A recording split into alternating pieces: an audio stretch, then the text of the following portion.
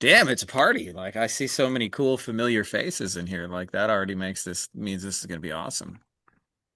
Um, couple of just ground rules on this. Obviously, like I'm gonna show you guys like a lot of people have asked me about Loom videos and I'm just so you guys know, I'm not like intentionally secretive about it. Like I'm pretty abundance minded, but part of the reason I don't show my specific Loom videos is because I've had dumbasses who like literally steal them word for word and then go and try and send it to my exact clients. And I'm like, are you fucking kidding me? So I think it's easier if I just show you guys like we can build one on the spot. I think that's more useful anyway because I don't think you guys really care about watching me sell as much as you want to sell your own shit. So I'll walk you through that. But this is not like a classroom where you got to sit down and shut up. So if you guys got questions along the way, you can ask whatever you got going on and all that. I do have a little 10-minute spiel I'm going to show you guys first, mostly just about what not to do, because a lot of people send me their videos and they're like, what am I doing wrong? And there's probably like two, three things that I see again and again and again that not only make it difficult to sell through video, but just make it difficult to sell in general. And so even if you want to do sales calls, which is fine. Like if you want to like I actually think that's the best way to transition to video selling is not to do it in a single leap and bound, but is just to send your clients like a video in advance of when you would normally do a call. And then what you'll find is those sales calls go from like 60 minutes to 5 and because they already know the price and the details and all those kind of things. And so I think that's the best training wheels to sort of transition. And then what you guys will find is, once you get used to answering what sort of questions they ask in that like little 5 minutes, it's only a little tiny step from there to go, um, into doing it completely phoneless. So if you got something that's working, I would encourage you, um, not to break it. Damn, I didn't know I was like, it says I'm at my limit. We can only do 100 people. I guess let's buy some extra space right now. See if I can do this. Give me one sec, guys, here. We broke the internet here. Come on, Loom. Or come on, Zoom. There we go. Yeah, I can't let anybody in right now, so I'll just give me one second to get some extra space on Zoom.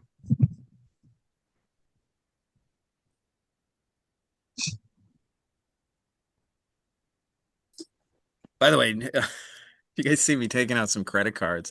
I saw a funny scam the other day on the internet where chicks were saying to a guy, "Show me how big your thing is. Take a picture of your wangarang next to your credit card so I can use it for scale." And of course, some dumbass horny guy's like, "Sure, I'll do that."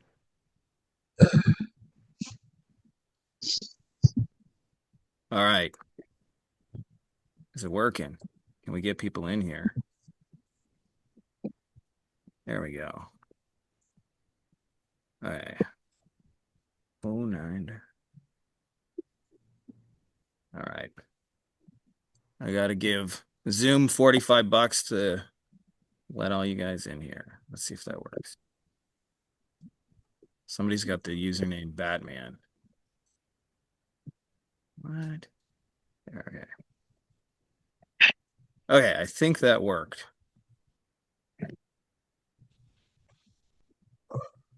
Come on, guys. Let's do it. I'm on jungle Wi-Fi, so it might be a little slow here. Just give me a second here, guys.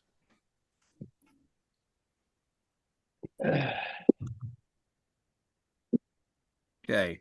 Come on, Zoom. Do something. Recording in progress.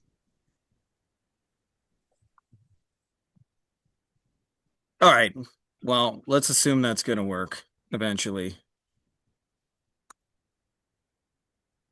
Let's assume that's going to work, and we'll get into this. I don't want to leave you guys hanging here watching me try and upgrade my space. Like, seems kind of just frozen in time right now. Order filled. All right, cool. Let's get into it.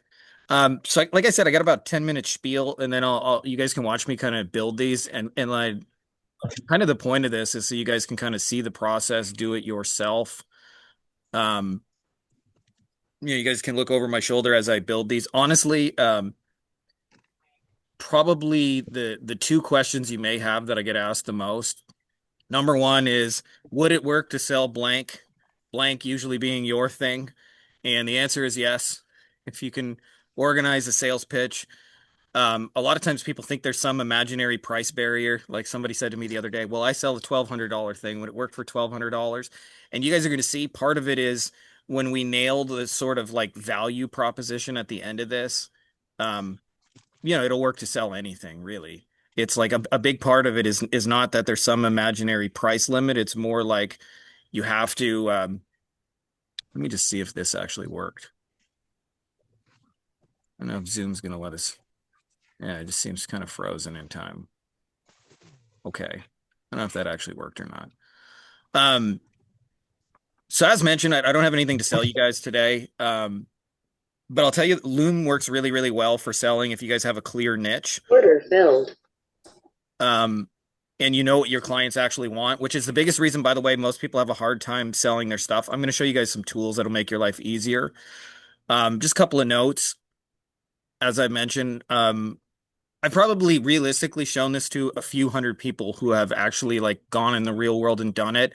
I'm hoping some of you guys will be that next because, like I said, who gives a shit if I can close? Like, I don't think the magic of this is watching Frankie Finn do it. I think it's what you guys is you're really answering what a Loom video is more than anything. It's the 80/20 of a sales calls. It's the questions they're really trying to ask you, what am I going to get? How long is it going to take? How does this work?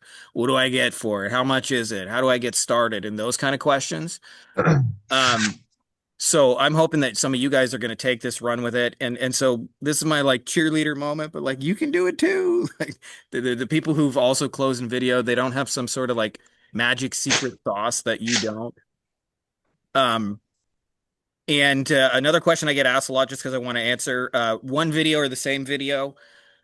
My usual process is the first 5 or 10 times I send it out, I I make sure that like I personalize it, and so I make custom videos. And then once I get used to people saying yes, it's just the same video over and over and over. And that's kind of the magic is you don't have to like reinvent it every time. A lot of people ask me, when do you send the video? There's more than one way to be right about this. So like, I'll show you as long as you nail the most important detail, which is actually knowing what the person on the other side of the video wants. You can actually break a lot of the rules, send it out a sequence, but I'll show you like my preferred sequence. And then, as I mentioned, everybody asked me, can I sell this? Can I sell that? Will it work for this? Will it work for that? Everybody thinks their niche is different. Oh, I sell to landscapers. They wouldn't buy through video. And you're wrong, by the way. They buy all kinds of things without talking to people. Just like I just bought or trying to buy some Zoom extra space I didn't need a phone call to do that, right? So, I'll show you how I like to do it, which is I start every sort of sales journey with what I call a hand raiser, which is getting people to say, I'm interested. Before I send them a Loom video, I like them to get to buy in through information to like the basic process. So like for example, if you help them with Google reviews, say you do it for plumbers, I would want the plumbers to realize that before they even get to my Loom video, that the best way to grow their plumbing business is to get lots and lots of Google reviews so that by the time they get to a Loom video that's going to show them how to do it, and show them how we're going to help them, that they're basically bought into the idea. And I wish I could tell you in a perfect world, I never follow up with people and people just like automatically ninja hurl credit cards at me. But there is going to be real world follow up. And then obviously when you do this, you're gonna make sales. And then I think what sorry, I'm just gonna mute whoever that is. I think that there we go. I think this is not talked about enough in our internet space. Is like, yeah, you got to have money, you got to pay bills, but if you really want to compound this into long-term wealth, which very few internet marketers do, you got to buy assets. So I like got a picture of gold, silver, Bitcoin, real estate, shit like that. I think the goal of this is not only to build an automated sales thing, but to like multiply this. For me, personal goal, I want to be able to retire my kids. And so that's kind of the gist of what we're doing. So let me show you a couple of the mistakes people make, and then you guys can watch over my shoulder as I build one of these. This is like 5-10 minutes here, but I think most people just automatically assume that every business wants more customers, more sales, more leads. More patients, more, more, more. And I'll tell you, there's very specific reasons why that's not true. And one of the simplest reasons is a lot of us work with local businesses and they just simply have bigger overhead than we do. And so a lot of times they get certain customers, clients, patients, whatever, where they literally don't make any money. So we were doing this at Sam Carlson's event, and um, there was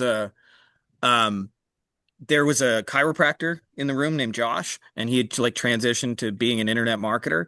And I asked him, I said, um, I said, Josh, can you just confirm what I'm saying? And he said for him that sometimes he does these $29 adjustments for people who came from the mall. And he's like, after I pay my staff, my overhead, I literally make nothing. I hope they buy more later, but I literally make nothing. So when you just shout from the rooftops, I'm going to bring you more people.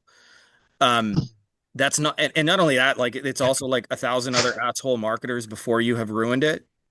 So one of the biggest mistakes people make with Loom videos and in real life presentations is just assuming that more is better. I'm gonna bring you more customers, more clients, more patients, and blah blah blah. If you do that in a Loom video, you're probably not going to convert very well. You also won't convert very well in a sales call either.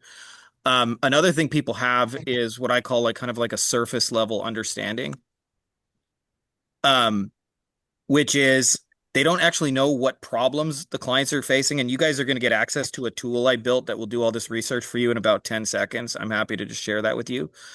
But this person says I solved the client's problem, whatever's stopping them. Um, Another person said we were on a Zoom call and we said, "What problem do you solve?" It says it's unstable. I hope you guys can hear me okay. Um, this was Vince. I'm picking on you a little bit, but new patients, new patients, new patients, right? Like they actually don't want just new patients, new patients, new patients, like most people think. Because as mentioned, some of those patients are a pain in the ass. Some of those patients, they don't make any money. I'm gonna put my earbuds in. All right, we got to mute. I think that's you, Bob. I'm going to mute you too.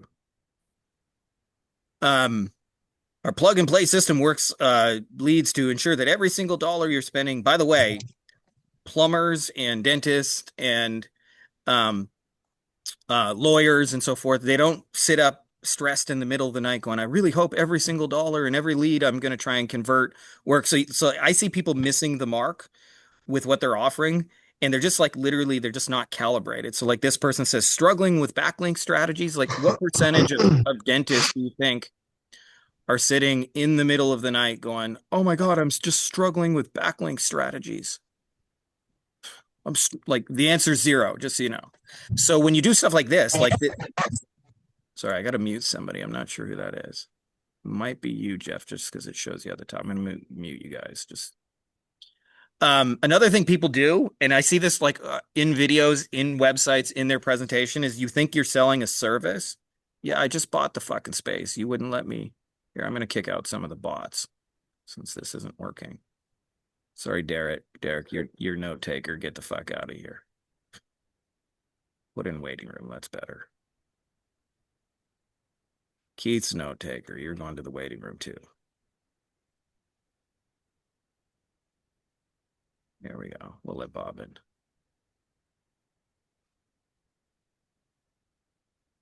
Um, so a big issue, like I'll see this in Loom video, um, where they'll people will say at the start of the video, they'll say, I want to talk to you about my service. I'm making this video to talk to you about my service. And just so you know, if you start a video like that, you're not going to make any sales because in their mind, they're not buying your service. They're buying something that is much more like fundamentally in their own self-interest. So I'll see this on like websites where people list their services, citation building services, fully managed local SEO, Yext replacement. Again, how many dentists do you think woke up in the middle of the night and said, I really need a Yext replacement service? I really need citation building, right? That's not how they think, and that's not what they think about. So, we do Google My Business, local citations, directories. A big reason why so many people have such difficulty is they think clients in their mind are buying their service instead of what that service does for them. And it sounds like a small detail, but it's really one of those like, things that swings a big door. Let me just kick out another bot or two here. Whoops. Participants. All right. Recorder. Going to the waiting room. Read AI. Gone to the waiting room. There we go. All right. Um, We got actual people. We got Andrew. There we go. All right. So I wanted to show you things that are kind of just like that I pulled from the Facebook library that are more on point. So this is get featured for 97 bucks, right? Like it's a clear outcome. You're going to get featured. This is a problem one, suffering from knee pain. It's like clear what problem it solves. Freeze your fat away with cool sculpting. I used to sell a lot of this back in the day, right? Freeze your fat away. In 4 words, it's clear what they're going to get. It's not about the machine. It's not about the process. Um, this one says, where was it? We'll get 100 people showing up to your first online webinar. This one is we'll get you 30 qualified appointments. And they could make this stronger, by the way, if they were clearer about what kinds of appointments. And then the other mistake I see a lot of people make is they think you're supposed to tell people about who you are instead of like what you're going to get done for them, right? Like if I had a lawn cutting service, imagine I came to you and I said, you know, Frankie's Lawnmower Service. We mow lawns. We have the latest and greatest lawn mowing equipment. We use only environmentally sustainable fuel. We are qualified and trained and certified. And at the end of the day, you just want to know, like, can you cut my grass and how much, right? Like that's all you really want to know. So I see this like where most people they're trying to tell people who they are instead of what this will do for you. Anyways, I've got a couple of industries. Um, that I'll show you guys an example of doing this. And this may fundamentally actually change your service and how you kind of offer it to people. Let me see if I can get Peter in here. So I'll put a link for this for you guys so you have this in chat. But this is my kind of like secret resource that I built for knowing what they want in any industry. So I picked a couple of the ones that you guys um, like a couple ones that I know personally, like restoration and personal injury, where I've sold stuff. And then a lot of the ones that you guys sell in dentists, bathroom remodeling, contractors, whatever, med spas, roofers, HVAC. So let's, for example, I'm going to click this one here. You click the starter prompt, and I'm going to go water damage restoration. Okay, so it just asks you what your niche is. And what this will do is it'll show you the problems that they're actually experiencing. So, like, I'm making money, but I can't pay myself. My guys are sitting around waiting for a storm or a flood. We get low margin cleanups when we really want full mitigation and rebuilds. It's feast or famine around here. We get tons of work when it rains and we're bored when it's not. We waste time with bad leads. This is what they're actually doing to generate business referrals from plumbers, blah, blah, blah. By the way, I can tell you being in these industries and actually talking to this guy, this is like insanely accurate. Listing on Google Maps, Yelp, Home Advisor organically for emergency water damage near me, handing out flyers, chasing property managers. And this tells you, by the way, there's always something to like about or not to like about what they're doing now. They're chasing adjusters. They feel like they're in sales, not restoration. They spend a bunch of money on ads. They're tired of being reactive and always on call. They're seen as, just another cleanup crew. So this is the real magic right here of how to come up with services that they actually want is these kind of questions when they're asking, how do I attract high dollar mitigation and rebuild jobs, not just small leaks? How do I keep my crew busy even when there's no storm? How do I stop relying on plumbers and adjusters for every job? Is there a way to get qualified, ready to pay customers who aren't just shopping around? How do I make sure that it actually pays off and doesn't drain me?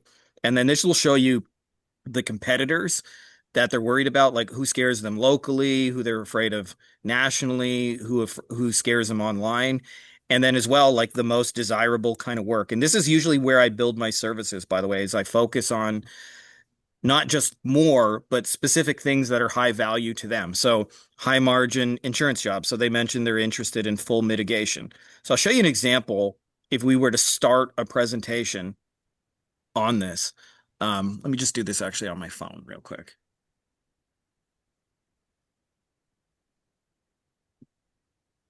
Okay. I'd like your help with creating a visual image of a form fill on a website. This image is to show to a water damage restoration contractor.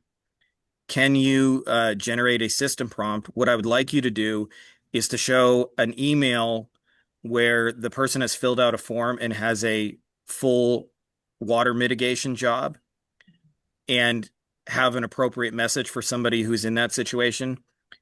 Before we begin, can you ask me whatever questions you need to get to the best possible output? So what I'm doing here, guys, just so you know, is I would build my service around like we're going to help you get these full mitigation jobs right here because it says like this is one of the things they want. And I've learned from years and years of doing this that they understand one of something better than millions. So what most people do is they want to show how many leads and how many things they'll get. But I've learned that if you can show them just an example of one person who's the right fit, um, that's usually a better example. So it's asking me some follow-up questions. Let me just answer them real quick. Yes, the purpose of this is to help sell lead generation services. Um, let's do a flooded basement. Um, stress homeowner needing help ASAP. Um, I think they should have photos attached and urgency, like please call immediately, which should be a website form submission notification. I want it to look ultra realistic. It should show a desktop inbox. Actually, no, let's make that a mobile phone notification. Can you actually show the phone and the notification popping up on the screen? I want the lead to imply that it's a high ticket job.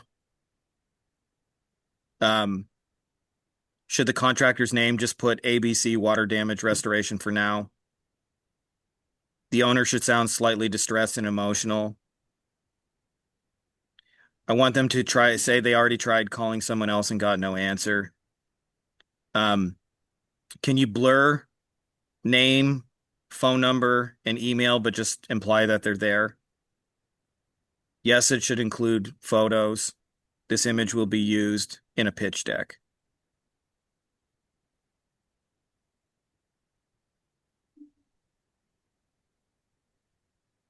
Okay, so I generated a prompt because I want to show you guys a lot of times people say, well, I don't have tons of case studies and proof, and you actually don't need it at all.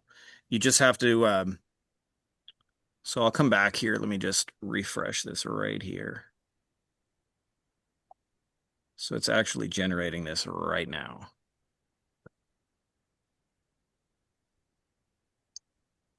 Sorry, guys, my internet's a little slow right now.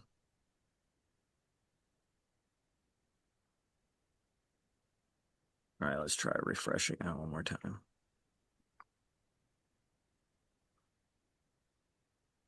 Let's go here. All right, I guess I'm gonna have to do this on mobile real quick.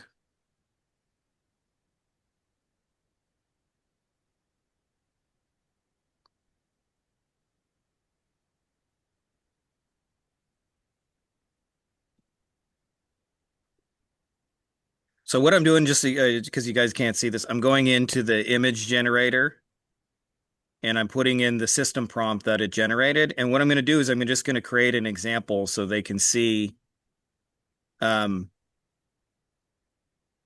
an example of like what kinds of jobs I plan on bringing them.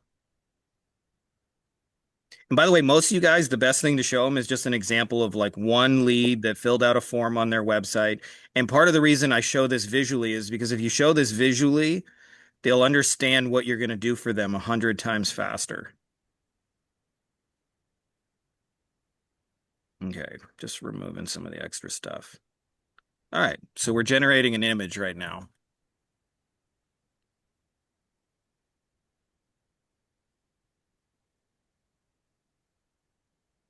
All right, let's see if that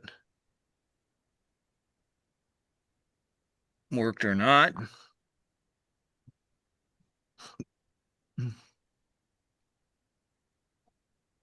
So we just got to wait a second, but I'm going to show you guys an example of one of these images. And this is probably the most important part of this, just so you guys know, is the beginning and the end. If you can show them something you want, that they want, in their case, this is like, a $10,000 job. And they also know that they don't have to wait a long time on these jobs from getting paid from insurance. Like this is going to be way more appealing than if I just say more leads, more sales, more customers, and kind of like a trust me bro vibe, which is how a lot of marketers kind of do this. All right. So it looks like it's creating.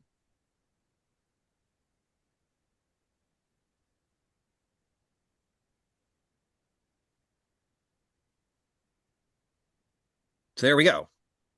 So we want to show them something specifically. So if I was building this presentation right now for restoration, whoops, why did that not work? Copy image. Let's try that again. There we go. So I don't know if you guys can see that, but the person says, I woke up several, and it's got some weird AI stuff. I probably regenerate this, but you can see they're on their phone as they got a new lead, and somebody says, I woke up with an incess of water in our basement. The sump pump looks like it failed. We tried calling another company, but they never answered. We need help immediately. Please call as soon as possible. And they send pictures of their job. Right? You see how this makes it real for people? And when I start these presentations, by the way, what I'm not doing is going, hey, I'm Frankie, and I'm going to tell you about our services, which is how a lot of people, when they do Loom videos wrong, do it. I'm saying, hey, I'm Frankie, and in this video, you're going to see how you can get, um, full mitigation jobs like the one you're seeing right here sent to your phone, however many of them. Say, what's the image generator, GPT or prompt? It's reading your mind. Yeah, we'll do Kairos in a second, actually, if you want, so you can see exactly. Let me just see if those are all note takers. We got Simon hanging out all by himself. Poor Simon. Um, so how I generated the image is just inside of ChatGPT. Um, you can click on here and go to images, and then you can like put in a prompt and it'll generate an image. Also, you can also just like fill out a form on your own website and email it to yourself because I hear people say, "Well, I don't have clients yet. I don't have case studies." And you actually don't need that. You can totally just email yourself and then take a picture of it. So I'll show you just like a real quick example so you guys can kind of see this. Um, I love you und ich würde gerne mitkommen, aber ich will alles in mein Business stecken. Ich will nicht Ich weiß, irgendwie. deswegen diese T-Shirt. there's Simon talking some German there.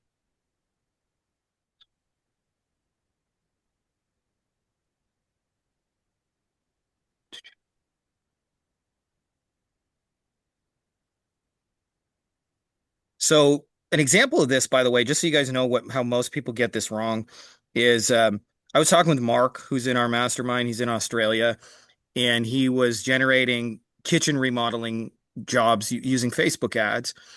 And I said to him, I said, like, what's a typical result? And he went and pulled up the Facebook dashboard and he was trying to show contractors dashboards. By the way, what percentage of general contractors do you think understand Facebook dashboards? The answer is zero, in case you're wondering, or close to zero anyway, right?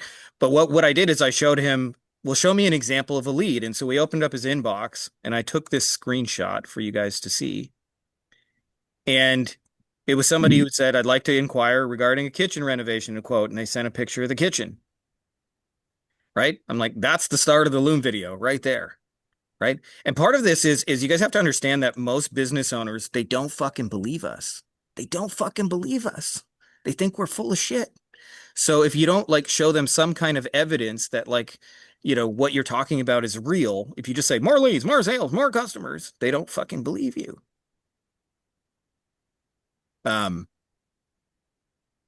Other Germans there, yeah. Okay, hold on a sec. By the way, you guys can ask questions whenever. This is not like just a one-way dealio. But you see how like I'm starting this now. I'm showing them an example of a real job. Obviously, I'd probably like clean this up because AI has some like funny shit going on there. Um, but nonetheless, they can see exactly what they're going to get. And then I always say like micro first, macro second. So micro first is this is one person who's going to reach out to them that I'm going to bring them. And then macro is if I have that data, I might say you'll get 50 to 100 of these every month or however many you can actually generate. Um, let's do another one real quick. So do you guys would you rather see me just like do a couple examples at the beginning, which I think is the most important part, or would you rather me just go through one whole presentation complete and then we'll go back to the beginning and show some more examples? I'm cool either way. More examples. This is fantastic what you're doing, Frankie. Yeah. Uh, All I'm right. having to put a bag over my head, hyperventilating. All right. So let's I got a little bit of both, but you guys okay, where did we go here? So we were doing the market research chat. So I'm going to do another example. I'm going to say, can you do dentists? So dentists, I'm booked, but not profitable. I've got hygienists with empty chairs. By the way, um, one of the first Loom videos I ever helped somebody else create. Where did I put this? Not in that folder. Sorry, give me 1 second to find this, guys. Image, is it Loom? No. This is me trying to find my own shit. There we go. Oh, it was here. The dentist said to us, they said, I spent like $40,000 on a website that looks like Vogue magazine for teeth, and yet the hygienist chair is empty. So this is how we started the Loom video, exactly like this. Hey, did you spend $40,000 on an expensive website, and at the end of the day, the hygienist chair is empty? And by the way, why do they care that the hygienist chair is empty? Because they're losing money. It means they're losing money. They're paying her, but they're not getting paid themselves. So too many whitening and cleaning patients, not enough crown or implants. By the way, this is one of those things where if you just say more leads, more sales, more customers, more patients, in this case, a lot of the whitening and cleaning stuff, they don't even make any money on, and they have to wait weeks and weeks and weeks to get paid. So we have slow season where production drops off. People ghost us after talking about treatment plans. Um, so you can see all the, the things they're doing, what they don't like about it. How do I get full mouth or implant cases without selling? How do I stop relying on insurance plans that kill my margins? So this is the things they really want to sell: implants, Invisalign, veneers, full mouth reconstructions. So I'm for example, like let's say I have a Facebook ad service and I'm going to help them sell Invisalign. Let's generate a little prompt right now for Invisalign patients. This is very formulaic, just so you guys know. Let me just put this in right here. New chat. Can you help me generate an additional system prompt? This is similar use case, but this time we're doing it for a dentist. We are going to be running Facebook ads for them, and we would like to show them an example Invisalign lead that came through Facebook. Before you begin, can you ask me whatever questions you need to get to the best possible output?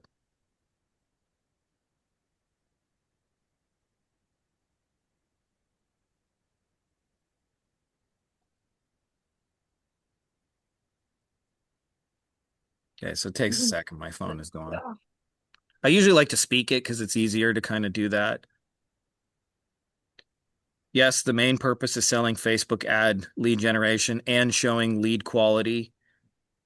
Let's do it an adult professional fixing their smile for career confidence.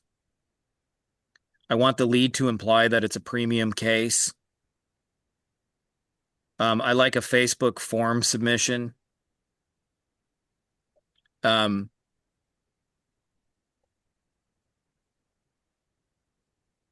I'd like the patient to upload a photo of their existing teeth selfie.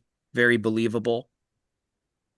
The patient should sound slightly insecure but motivated and ready to start.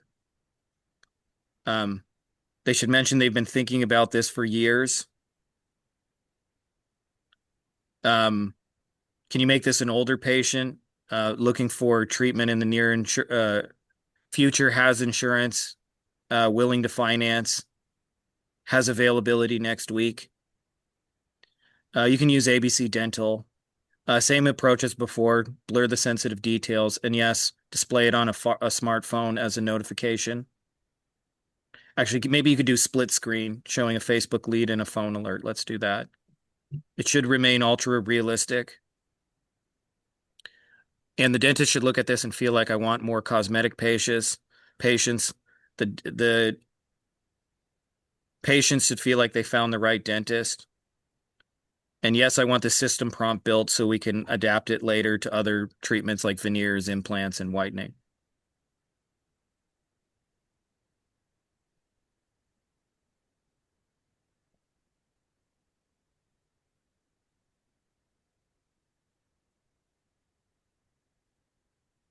All right, so it's generating us a system prompt. Just give it a second.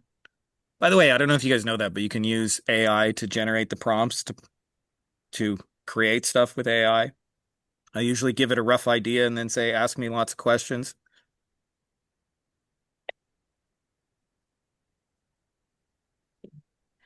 Yeah, clarity question, Bob, 100%. It's the specific leads they want. As a screen froze for anyone else, med spa example would be great. Yeah, we're getting to med spa next, Eric.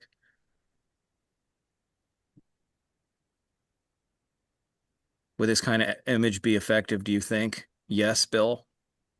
It's a good image too, because that shows them exactly like kind of what they're gonna um kind of see from their end.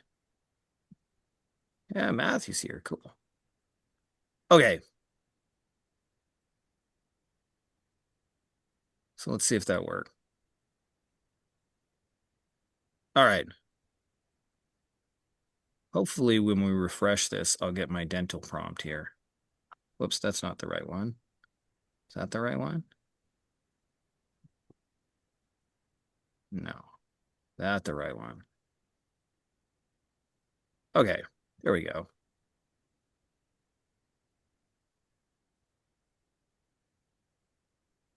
So what we're really showing them is a real like inbound patient. Yeah, and to Bob's question, by the way, this is what most agencies miss is they don't just want more leads, they want specific types of leads. They want specific types of people. In this case, we're showing them um like what is it, Invisalign that they said they wanted. So we're going to show them an example. So we're going to go ahead and generate this.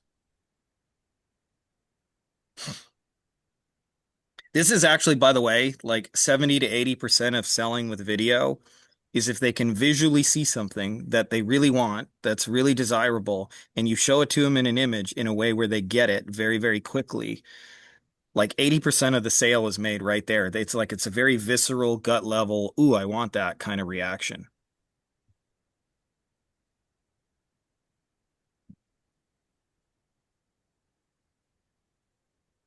So you know, obviously I'm not going to spend hours on these. Like you may want to tweak these images and stuff later, but I want to give you guys some examples and different industries you guys are in so you can see this. And almost always, by the way,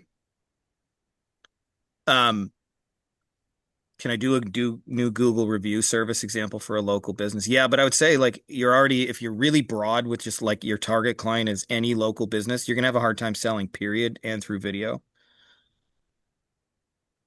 Yeah, we'll come to that after, Anish, like when to send them the video. But I'm telling you, you can break a lot of rules if you actually have something they want. Right. So a lot of people ask me, when do you send it and stuff like that? And they're asking the wrong question. Like they're asking the technical stuff of like, you know, what do I say next? And I understand those questions, but if you don't have something they want, I don't care what order you send it in, it won't work. The flip side of that is if you have something that like, oh my God, that's exactly what I need, um, you can make a lot of mistakes. So like we have people who I don't recommend, by the way, just sending Loom videos to strangers and going buy my shit.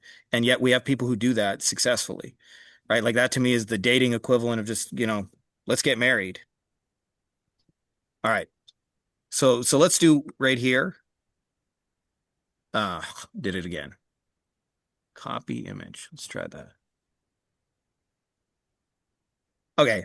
So this is if I'm selling a Facebook lead service and I'm going to help them get Invisalign patients, I say, hey, this is what we're going to do. We're going to run campaigns on Facebook and you're going to get people interested in Invisalign. And obviously, like on a slide, I would make this bigger. Let me just zoom in for a sec so you guys can kind of see some of the text there. I've been thinking about fixing my smile for years. My teeth shifted after braces when I was younger. It started affecting my confidence professionally. I finally feel ready to do something about it. Want to explore Invisalign options. I found your office on Facebook and your reviews made me feel like this might be the right place. I have an insurance and I'm open to financing if needed. I'd love to schedule a consultation soon. Right? As I've said, they understand micro better than macro. And micro is show them one, don't show them a million. Everybody wants to show them the millions of leads and the hundreds of thousands you made them and the 87 inquiries. But I'm telling you, they better understand a single person. And then you can contextualize the micro with the macro. So if I was running this as a Facebook ad, I might say, typically we spend 3,000 a month. And, for every $50, you'll get an inquiry like this. So you might get, what's that? 20 inquiries like this month, right? But I always show them the micro first, right? And it's really important that we make this a picture. If you don't make this a picture, like Loom videos don't work the same way. And by the way, you guys are like, I want to illustrate, you guys are doing this on sales calls already. You just usually it takes you 45 minutes to explain to them what you're going to do and how long it's going to take to get there. But if you do it with an image, it allows you to skip like 45 minutes of that because they understand what you're going to do for them like immediately, right? Like if I'm showing this to a dentist, he understands like a person from Facebook is reaching out for Invisalign and they're going to get a notification on their phone. Um, let's move med spas up since Eric asked about med spas. We'll do med spas next.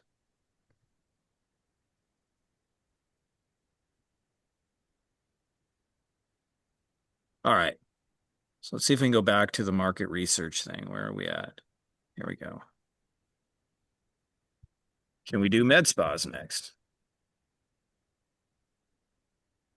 By the way, if you guys missed this in the chat, you guys can, or you're getting here late, you guys can totally have this tool.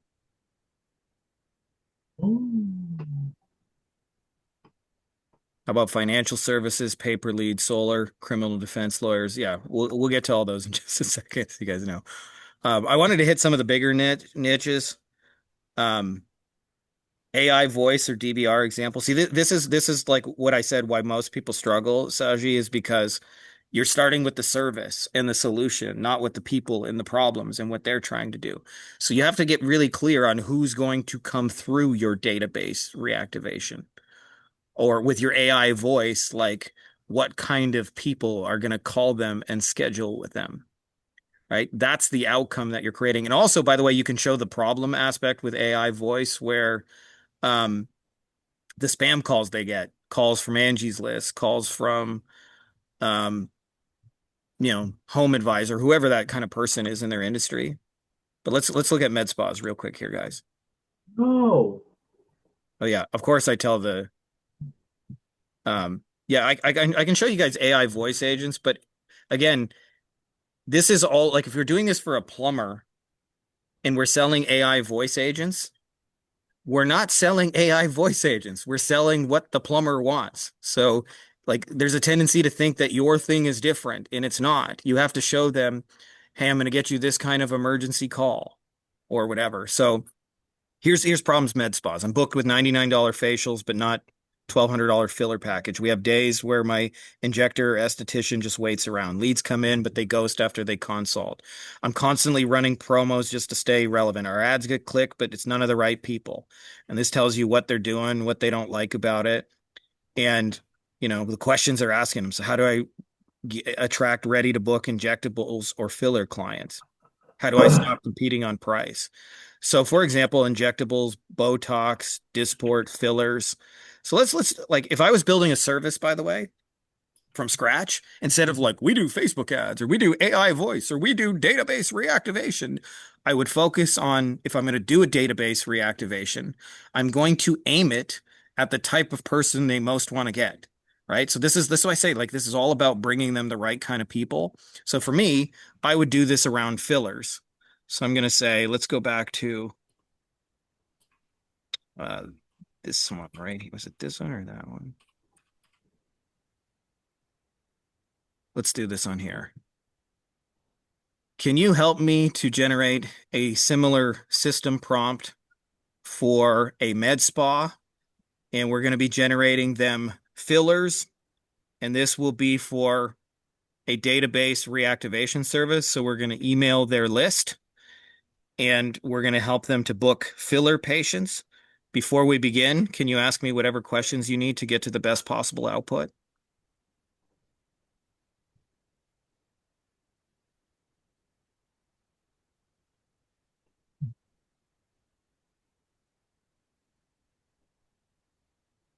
But one of the big, like I say this, you're not selling your service. Like one of the biggest mistakes people make with videos and calls and all of this in general is they say, hey, let me tell you about our database reactivation service. You know how many plumbers woke up in a cold sweat saying, I really need database reactivation today?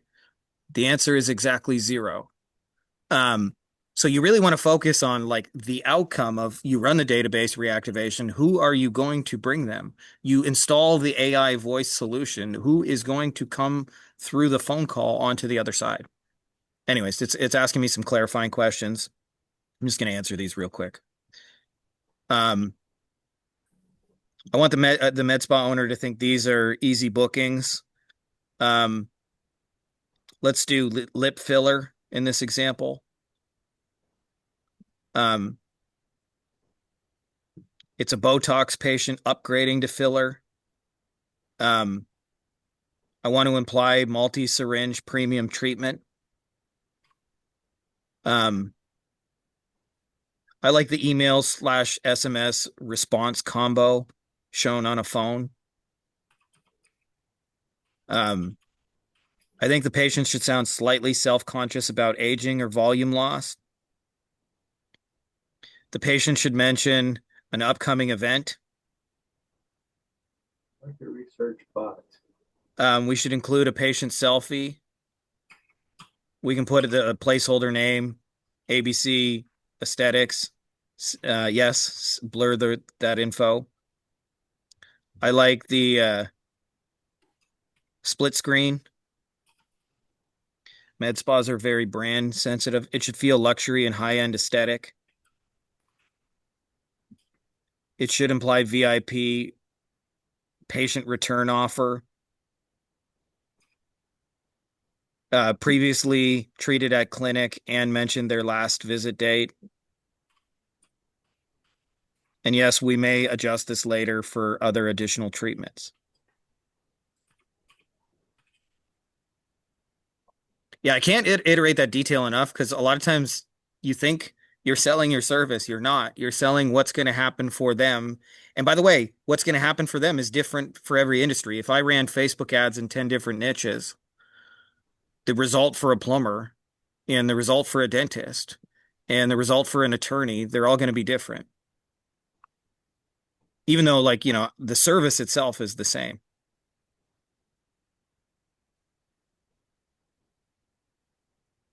All right. So let's just give this a second.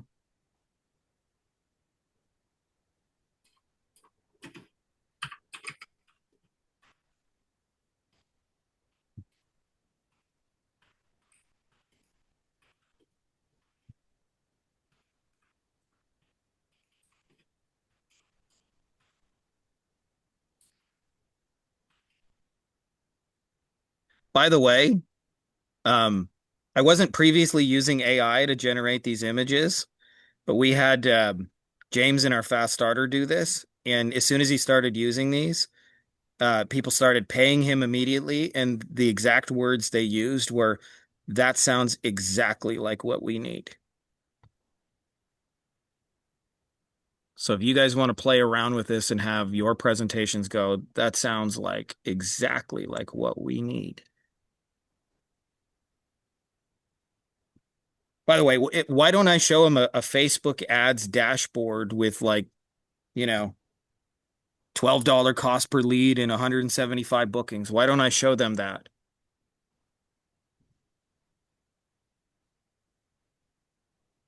Not familiar.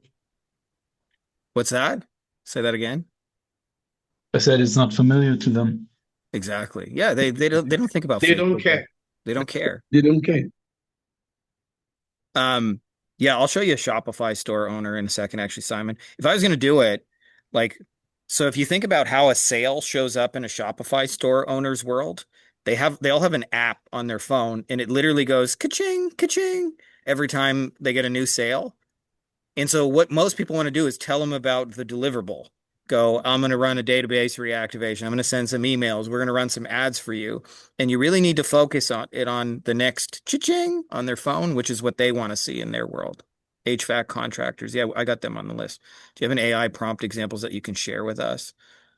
I don't know. I'm just making these up on the spot. So I don't know, but I can templatize this if you guys want. More customers without spending money on ads or additional work. See, you got to get specific on which customers, Andrew, if you want to make this like really work. Can we get the prompts? It's not real to them. Exactly. Yeah, they don't care. Yeah, selling features and tools and AI, they don't care, right? Like they just like if I was going to mow your lawn, you don't care about what kind of like lawnmower I use. You don't care about the premium fuel that's inside of it. You just want to know, like, are you going to do a good job and fucking mow my lawn? How long is it going to take? How much is it going to cost? That's how they feel about our stuff. So here's an example. I guess it's still going. Let me refresh this. It's probably worked. Oh, it's still going.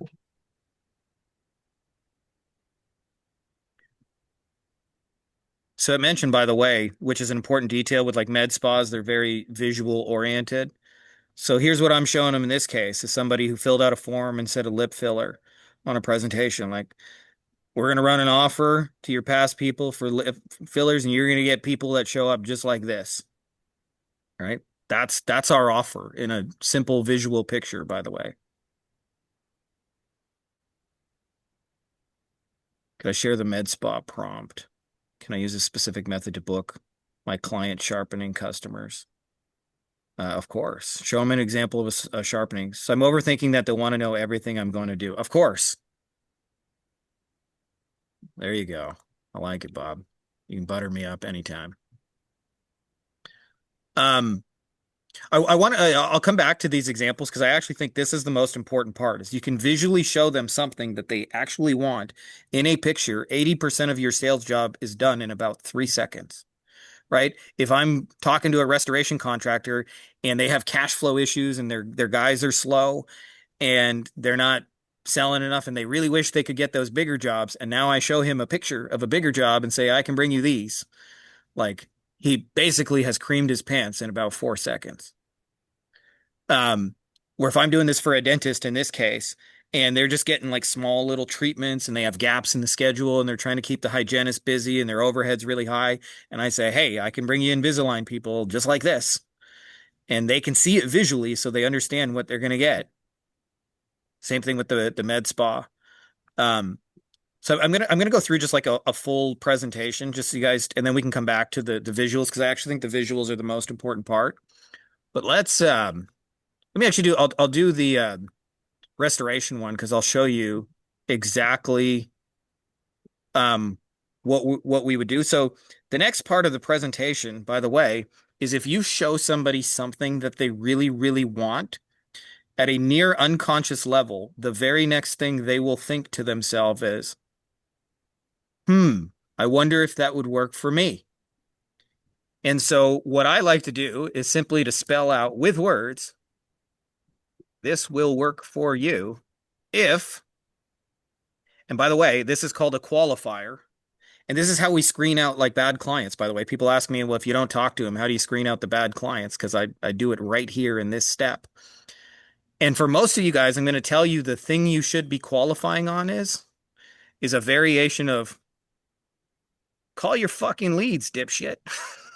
Said in a nicer way, but I'm going to send you people, fucking call them, right? Like right away. Don't wait.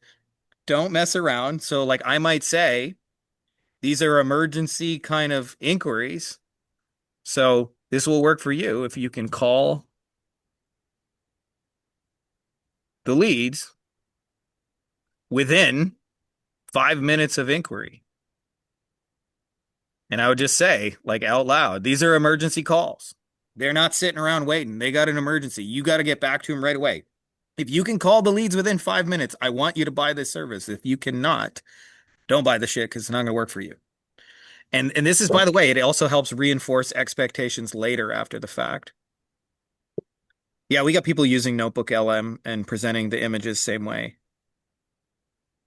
Yeah, I would totally niche down for the Google reviews. But on that specifically, we have some examples of businesses glowing. We already have these demonstrations for real. We have like mountains of business owners saying they blew. So Matt says part of our process, we ask clients to record video selfies using our scripts to use for Facebook ad creatives. What image would you show to represent that? Currently, we have a pic of a landscaper doing a selfie. So I'll show you where that comes up in a second, Matt. So the next piece of the puzzle is they will wonder to themselves, how does it work? And this is the piece, by the way, that is missing from most people's presentation. And how does it work is going to be a little bit different for all of you guys. But for most of you guys, it's going to be approximately 3 to 5 steps. It's okay if it's 6 or 7. Like it's not the end of the world if it's an extra step or two. But I'll show you, for example, with restoration, how we were able to get them those kind of specific flood jobs is we would say we identify the flood job keywords in your market. Then I'd say we optimize your GBP, your Google Business Place and website for those keywords. We emphasize examples of your work and that you're quick or fast, so people call you. You drive to the job site. And again, I'm not going to like go through this in super detail, but I do each of these as a picture, right? So I'll give you an example of a picture I might generate to show these steps.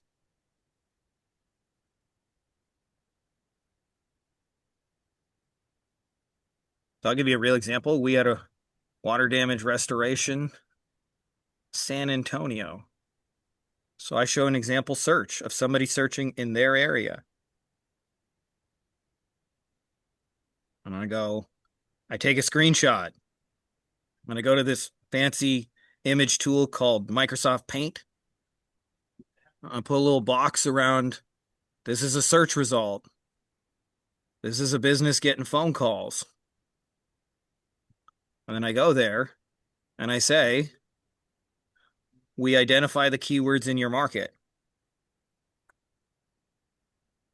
And then I would say, we optimize your GBP. So let's show them an example of, and obviously I could use AI for these images just like we did. But for the sake of just, not making this a 4-hour presentation.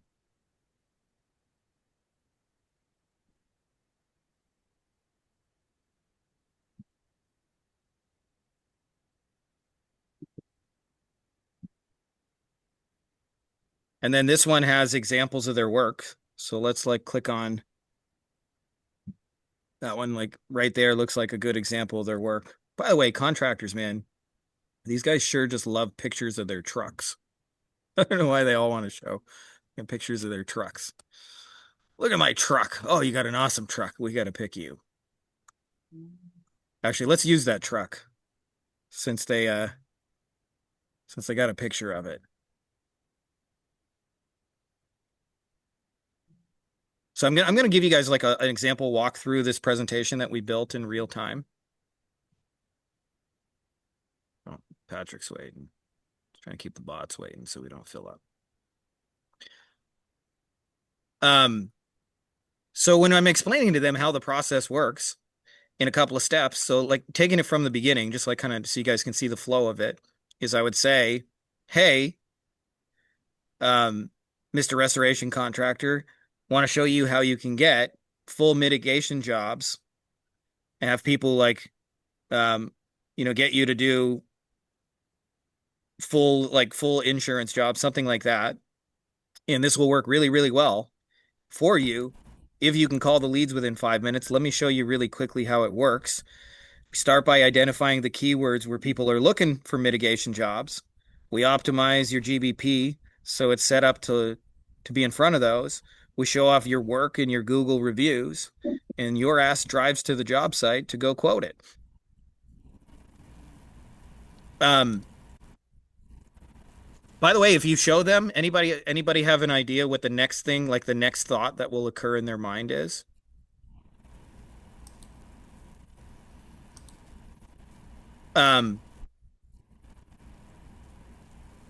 If you're selling speed to lead, like when you're talking like you got an AI solution or like a GHL thing that does the follow-up for them, can you clarify that, Kyle? Is it how much is it? Yeah, that's the question. Who said that? Eric. Yeah, you're correct. Yeah, Frankie, it's a AI solution to respond to their leads within a minute or two. So in that case, like what I would actually do is show them a problem demonstration of just like what percentage of leads they're actually missing and like what it's costing them. And then as far as the this will work for you if um like in your case it's probably like just information you need from them. I need to know your hours, I need to know what services you offer, I need to know your approximate price, I need to know where you want me to send the bookings to, right? Like just basic info. But like you're actually going to do that as part of the process. So you're kind of like, spelling out what's going to come next. Yep. Okay. So that's probably how I would do that. Um Thanks. So the person said how much, and this is I'll give you a short version of what I showed our mastermind folks the other day. But this is the formula I use to present price. Is I say the investment is blank, and I say for that you will get, and I say works well if, and I restate the qualifications. And by the way, this is why the price actually does not matter. I think that was you typing, Patrick, so I'm going to mute you. One of my next goals, by the way, I haven't done this yet, but just sharing you guys one of my intentions is I intend to sell a $10 million yacht through video. I've sold houses, a couple of them. I've sold a car, and now I'm like, why not sell a $10 million boat? Right? Um, why? Why does somebody buy a $10 million boat? Like $10 million is expensive, clearly, right? Like by most people's standards. So why would somebody give $10 million for a boat? And the answer is because the boat they're getting is cooler than the $10 million, right? So it's not about how much money it is. People like I've heard people say, "Oh, it only works for 1,200." Only just we've sold $100,000 shit above, beyond, like anything in between, low ticket, high ticket, you name it. The most important detail is that the thing they're going to get is in higher value than the thing they're paying for. So in my case, using restoration, it would be the investment is $28.99 a month. That's our actual checkout page. So I'd say the investment is the old $28.99 a month. And I'd say for that, you're going to get 50 to 100 mitigation flood job calls per month. And works well if it's just a restatement of this step right here. Your ass can call them in 5 minutes or less.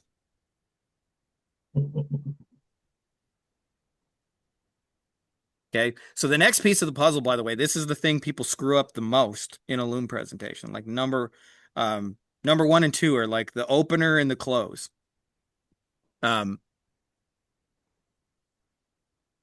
Frankie, this is so good. Honestly, we're all making this harder than it is. I'm just finally asking myself, how would I want somebody to sell to me my new goal? Yeah, totally. A big part of this is it's a golden rule of selling is you're selling, kind of the way we like to be sold to.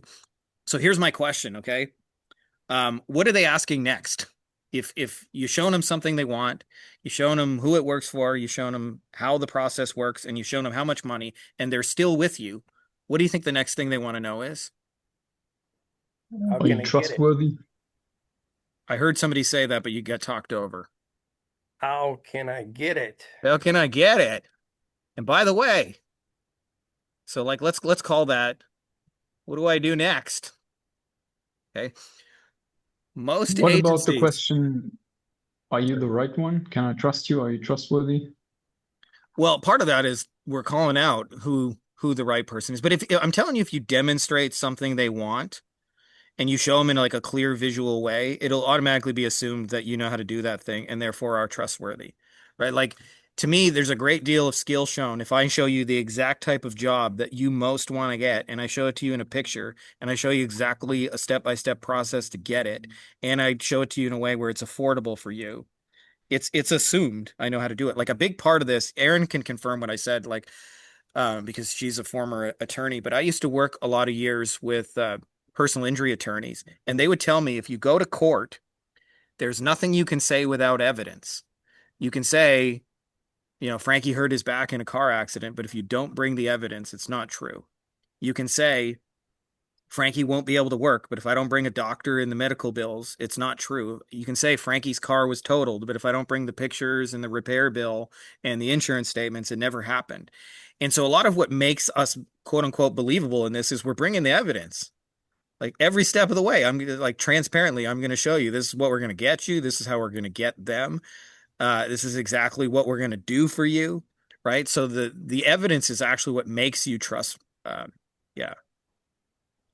I'll give you guys the Google. In fact, if you guys want, you guys can have access to the Google Docker right now. No need to wait.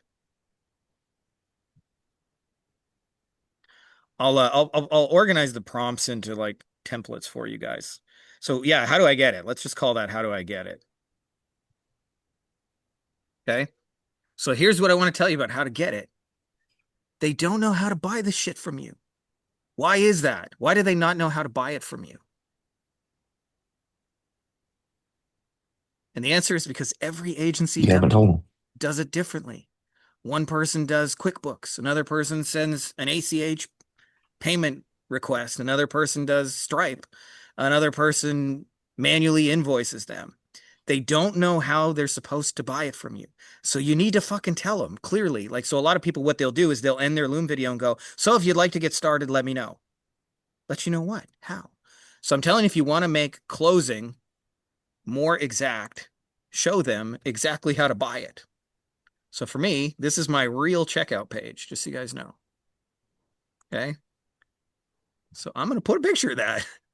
So like, let's put this presentation together and I'll just kind of like softly go through it. But I'd say, hey, restoration contractor, in this video, I'm going to show you exactly how you can get full mitigation jobs in your city and get about 50 to 100 of these a month. As you can see, this is a lady who reached out with a flooded basement. Her sump pump is gone. These are the kind of jobs we can bring you.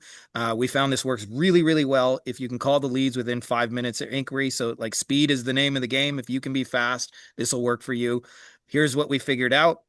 There are certain keywords where people are looking for mitigation jobs. Here's an example of one: water damage mitigation, San Antonio. What we do is we optimize your listing to get in front of those exact keywords so the people looking for that kind of work, they find you.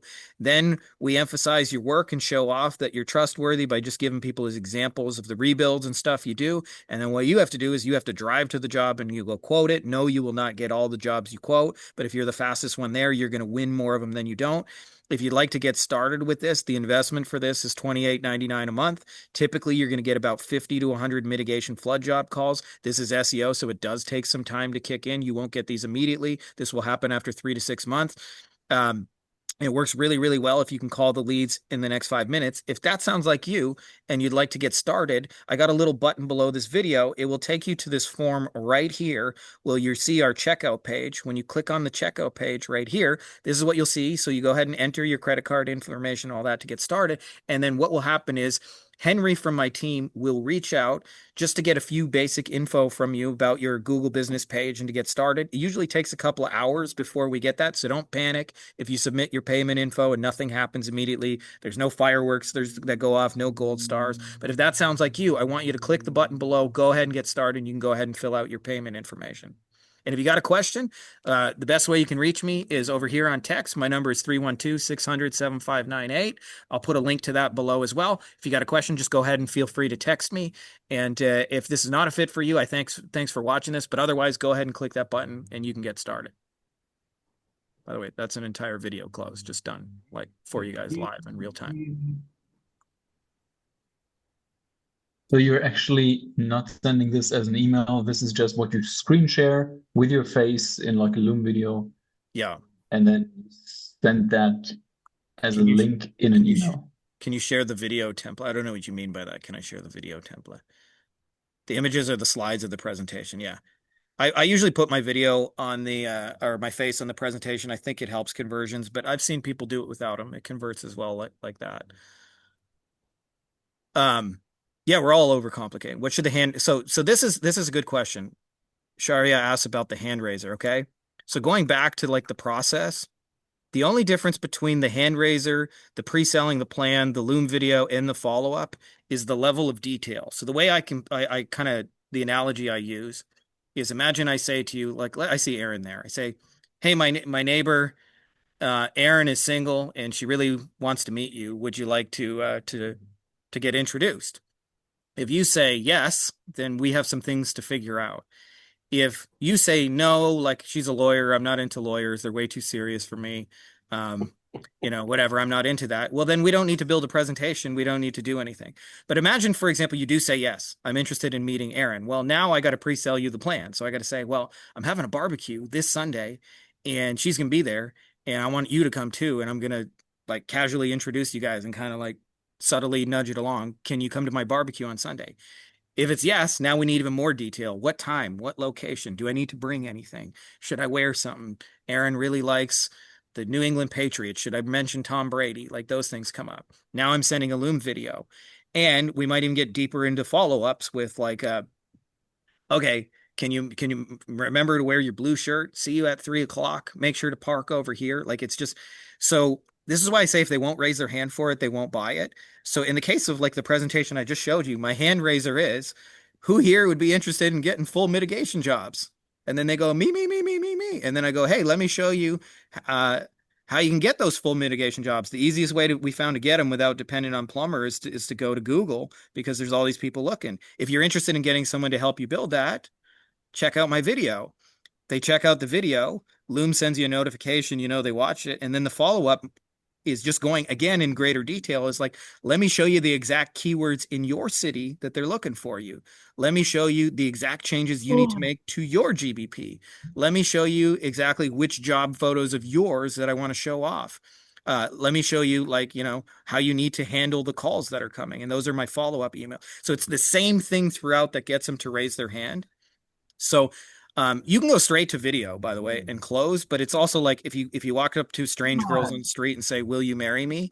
You will get a few to say yes. But I don't recommend it as an overall strategy. Like go on some dates and try and win each other over. And so like this is the process I'm taking people through all the time as I'm getting to and I know, by the way, if I say who's interested in full mitigation jobs and nobody says me, whether that's an ad or outreach or a social media post or a YouTube video, don't make no difference. They ain't gonna buy it. So like I don't need to worry about Loom videos. So like I can test my offer in a sentence or two and I'll know if people say I'm interested, they'll likely buy it. So just like we go to some of the other ones and I'll show you guys some other niches. But I do like dentists. If I say who's interested in getting Invisalign patients with Facebook, and no dentist says me, I don't need to make a video about that. I don't need to make a service about it. And by the way, this doesn't mean like for a lot of you guys, it doesn't mean you need to abandon your niche or abandon Facebook ads and start a new service. Like I see people hop niches. It just means you need to try a different angle in the same way that like if I run a restaurant and I say, hey, I got 2-for-1 chicken wings and nobody says they're interested, then I don't need to get out of the restaurant business or move towns. I just need to go tomorrow. Hey, we got all you can eat barbecue. We got ribs and chicken. We got cornbread. And like, I just try a different angle, right? So if they don't respond to Invisalign, I wouldn't change like, oh, okay, I'm not going to do database reactivation anymore. I would just change the angle. Same thing with the med spas here. We did like lip fillers. If they don't respond to lip fillers, I could literally just change it to cheek fillers. And that alone, that detail alone, right? It doesn't change my service. I'm still going to do a database reactivation. I'm still going to invite people to stuff. Just want to check if you guys are still following along with me. What if we send a Totally, video? Frankie, I do have two questions about the Loom videos, Yeah. if you don't mind here. On the Loom videos, are you hosting them on a dedicated website or are you just sending them the link themselves? Um, That- so, kind of the honest answer is it depends how your funnel's set up. So somebody asked, the question I get asked most, is it a personalized video for each person or is it the same video? The first 5 or 10, I always personalize until I get used to hearing people say yes. And then Yep. after that, it's just one video. Usually by the time it's one video, it's just embedded on a page. When it's personalized, it's not embedded on a page. And part of it, it depends on how you're having the conversation. So like if I was at a BNI meeting or some kind of face-to-face and I said, hey, I got some cool stuff to send you, I'd say, can I just text it to you? And I would text it out and I would probably send them a video to like their specific video or that specific link. If I'm Then running the Facebook button to ads, buy. What's that? It would be on the button to buy. Would that be on the page, or does Loom have the capability of clicking a button to Either buy? the button to buy is on the page, or I explicitly tell them, you know, like sometimes I'll like when I'm on this page right or I'm at the end, I'll say something like, so if you'd like to get started, reply with the words or the phrase "I'm in," and I will send you a link to this page so you can get started. And then it's clear for them that they have to reply to the email and type "I'm in" kind of thing. Gotcha. Then you just send them the Exactly. payment link. Exactly. If you have it on the dedicated website, do you just put the button right at the bottom then? Yeah. By the way, when you do this, for you guys who like the first time you video close, you'll create a new problem for yourself. I call it inbox hunting because you'll start having payments show up in non-traditional business hours. Like somebody will buy your shit at 3 in the morning, somebody will buy it at 11:30 at night. And, obviously you're not set up to onboard somebody at 3 in the morning. So a lot of times you'll wake up and you'll go, who just paid me for what? Why are there inbox notifications? What is this from? How do outside of social media? So there's basically six, just so you know, Carrie. Six ways you can get somebody to um become interested. So one is you do one-to-one. It's my least favorite way of doing it, but it's what everybody teaches. So one-to-one is cold calling, cold DMs, email, Instagram messages, Facebook messages, LinkedIn messages, shit like that. The second way is content. There's a million ways to do content. Like you can do a podcast and then say at the end of it, if you're interested, go to my link here. Um, you can do, YouTube videos. You can post social media content. My favorite long-term strategy, just so you guys know, is running ads. I always once I get this dialed in, I always run ads. I usually try and figure it out organically for free, meaning I don't like to lose money on ads. But once I know I have an offer that's working, like I turn on ads and I bring people to me. Um, Fourth way is you meet people face to face. So, if I'm trying to sell to med spas, I would go to the med spa event and the med spa conference and join the med spa virtual workshop and shit like that. And then when you have conversations with people, say, hey, if you want, I can send you some details on how we could get you lip fillers. And then you're sending them like that. The fifth way, um, good old fashioned referrals is people get sent your way because, somebody they like, know, and trust sends them your way. And you go, here's my video. The sixth way, which is another of my favorite way to start it out, I call it shoe stores, but you find people who have audiences in your space and you go create stuff with them, which will create inbound for you. Like I sometimes publish stuff in industry magazines or at the industry associations, and then it causes people to come to me, and then I, send them a video. And then the last way, which I wouldn't recommend, but there is another way, which is job sites, Fiverr, Upwork, places like that where people are bidding on work. But basically, you're gonna have to do one of those seven things, and all of those, by the way, doesn't matter which one of those you're doing because this works on people. They all start with a hand raiser. Like if I was face to face with a restoration contractor, which I've been at some of the events, I'd say, hey, Joe, I had an idea to get you some mitigation jobs. Can I send a little video with some details on what I'm thinking? And that's it. Like that's the fucking hand raiser right there. I got an idea to get you some mitigation jobs. Can I tell you about it? Um, and like I said, if they won't raise their hand for it, they won't buy it. So I don't need to make a service around it. How do you personalize the videos? Um, like I said, the first ones I record for that person, and then how I personalize them long term when I just have one video is usually with a sentence or two in like an email or a text message. I'll say, "Hey, Aaron, I saw you're in Massachusetts and you're interested in getting mitigation jobs. I had a couple ideas for you, but I got this video that kind of explains how we work. I'm going to go ahead and send you that, and then I'm happy to answer whatever questions you have. And by the way, I usually handle those questions that remain, like almost always, by the way, the number one question they'll give you after this is, will this work for me in my situation? Like, I saw you did that for that guy in San Antonio, but I'm in Frog Balls, Arkansas. Does it still work in Frog Balls, Arkansas? And I'll handle that question over text. Yeah, you won't get as many calls because it's a smaller town, but yeah, it still works. What's the link to the Google Doc he's building? You can have that right here. For whoever asks, I usually put these in actual formal slides, but you can do it in a Google Doc. It's less about the technology. Everybody asks me about the when do you send it and do you say send this? It's like it's what it's really about is I know what they want. I know what kind of people they most want to get through the door. And most marketers don't, by the way. Can I explain the LinkedIn Facebook method for hand raisers? Yeah, real simple. I'll show you a real example because I actually put this in here on purpose. Okay. So I'm a big believer if you can make them come to you, you'll dramatically increase your chances of the sale because it doesn't feel. So what I do is, how many of you guys have heard my concept of what shoe buyers?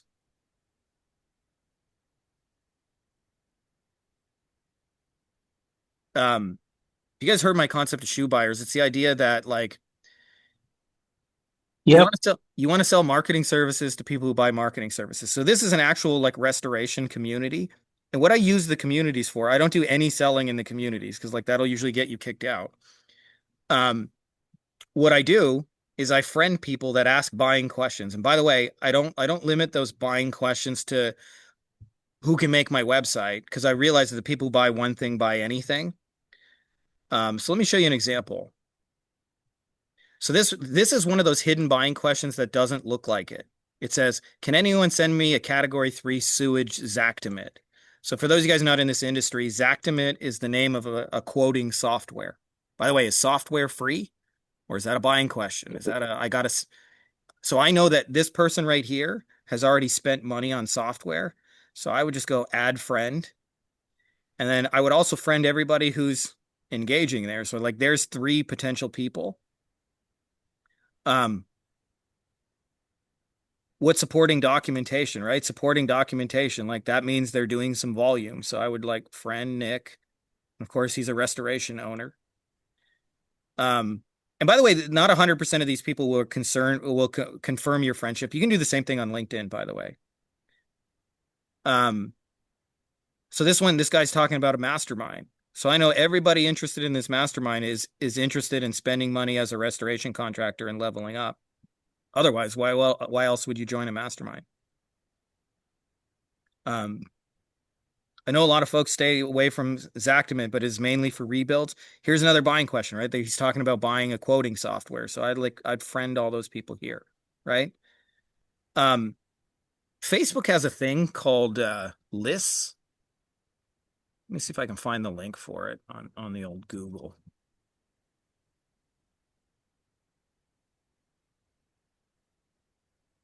So you can add people to lists, just so you know, on Facebook. I'm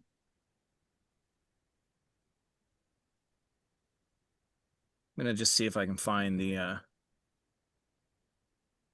URL.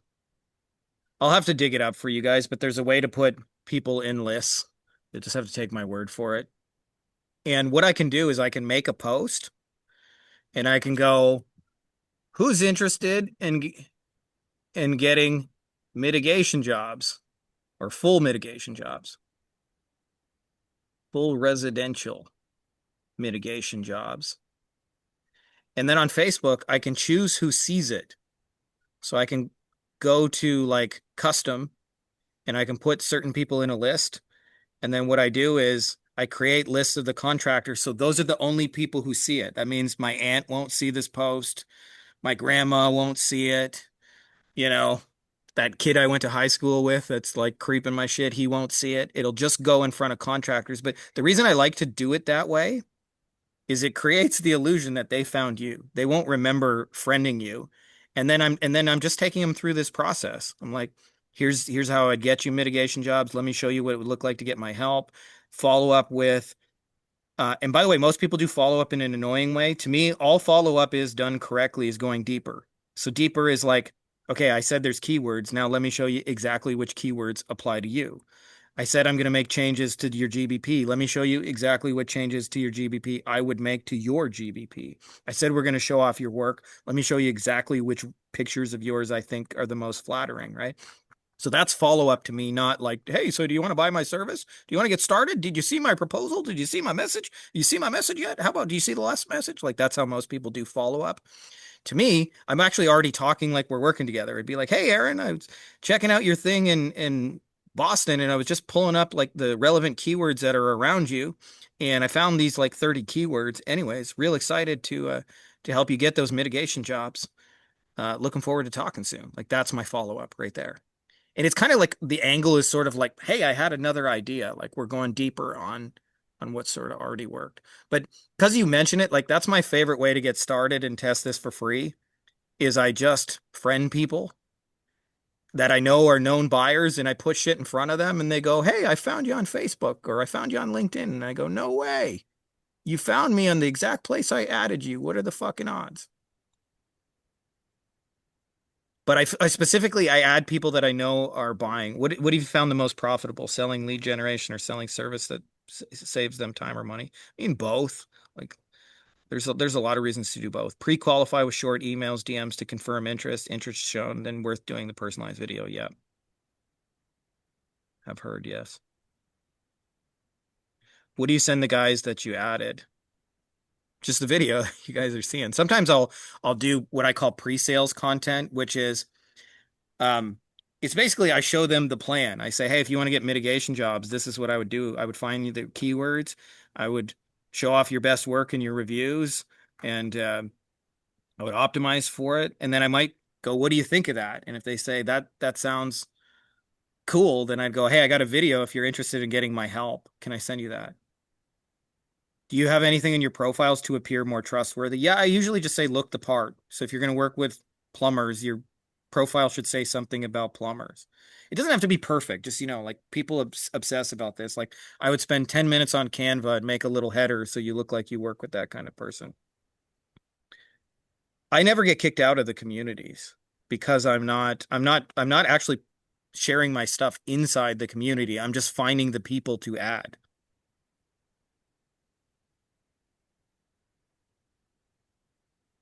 um Build an audience with the niche you want and you post. And yeah, just so you guys know, like my own numbers, like we hit $1 million in my second agency when I had about like 400-ish qualified buyers in my list. So it's not like you need millions of them. A lot of times people think you need like the right people. When you're doing a diagnostic loom for someone with positioning problems, specifically consultants who can't articulate what they do clearly, what's the exact structure that gets them to take action? Well, usually I get them clear on who do they actually want. If they can't articulate who they want, then it's very difficult to get them a meaningful result. Like if their target market is anyone with a credit card and legs, then usually it's hard to aim ads at, hey, this ad is for anyone with a credit card and legs, right? But the more you like, this is a very specific ad that I would run for this guy, right? It would say, like, is your basement underwater? Who else is in the med spa niche? I'd love to connect and mastermind. There you go. How do you deal with old stuff and old posts on your Facebook that isn't supportive of your current business? I don't even bother with it. I don't think that many people care. I'm convinced the longer I do this that the only reason they watch your video, the only reason they do stuff is because it's their own self-interest. Like they don't actually care that much about you. Is following a good hand raiser cold DM? Hey, Shreyas, I've come up with a way to help SEO agencies pay 53% less for their backlinks. This is where I say you got to go deeper and figure out what they want, because I promise you they're not losing sleep over the percentage they're paying for their backlinks. That's called missing the mark. And so everything you do there, and by the way, I try and always write it from their perspective using you. So I wouldn't say I came up with, if I was testing that as a hand raiser, it would be, would you be interested in saving 53%? But I suspect you're missing the mark on that. So it actually, like, if I was starting a conversation, it would just be like, hey, do you currently buy backlinks? Like that actually might be an easier hand raiser. Um, are there other ways to do this when you're starting out or testing? I mean, you can turn on ads. That's like my other favorite way to do it quickly. Usually, by the way, a lot of people lose their shirt running ads, but what I do is for $50 to $100, I'll run a test. If nobody will raise their hand for $50 or $100 on a test, they won't buy it. But the flip side of that is, like we just had John yesterday. He spent about $100 on Facebook ads, and 21 people said, "Tell me more about that." So I know for sure they're going to buy that service. They won't like buy it immediately, like in the next 5 minutes. But because 21 people said, "Me, tell me about that," I know he's on the mark, and therefore he just has to keep spending money on ads. So you can do it in little $50 to $100 tests if you got it. How many people am I adding a day? Usually like 50-ish. And at some point, Facebook and LinkedIn will tell you to stop doing it. Or they'll be like, do you know this person? And you click, yes, I do, even though you don't. If you're doing hand raisers in Facebook groups, yeah, that's usually the fastest way to get kicked out. Like, because they'll just see that as promotional, selling, whatever. There are ways you can do Facebook. You can do sort of post incognito, but that's probably kind of an advanced thing. Yeah, there's going to be a replay, Eric. I'll send it out after the fact when it's done converting. Does this work for staffing and recruitment agencies that seek new recruit B2B clients and also seek to automate their candidate scoring process? Yeah, I mean, like what you're selling them is show them an example of a qualified candidate and then show them all the screening you're doing so they don't have to talk to the deadbeats. Like that's most of your presentation. What most people want to do is tell them about, your service and all the things you do, but you just want to show them the outcome they care about, which is a qualified candidate, right? Um,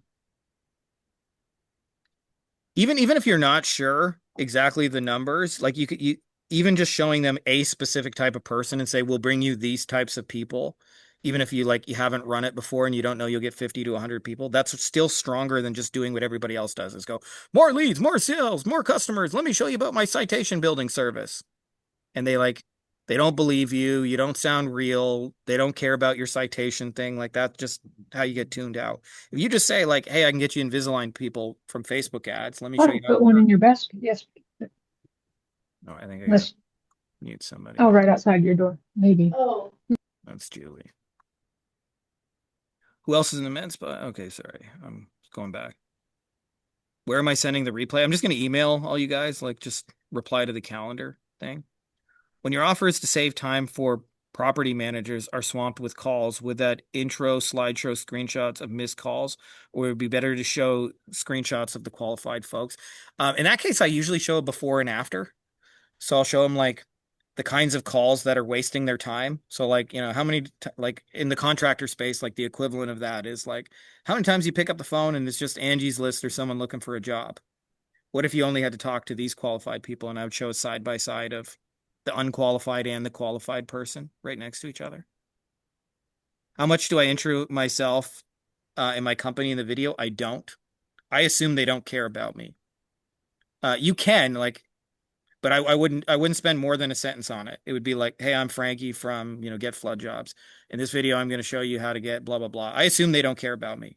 So I actually don't even say most of the time, hey, it's Frankie. I just say, in this video, I'm going to show you how to get full mitigation flood job phone calls from Google and get 50 to 100 of these every month. So if I replace my daily activity of doing 1,000 cold calls a day, which is super inefficient, will this? Yeah, I'll tell you, Daniel, that's why I actually came up with this. I learned like the basics of this from a mentor, Travis Sago, and I created my spinoff. But I was in Germany, and if you move to Germany as a foreigner, as part of the process, you have to go through school to like get like the equivalent of a US green card.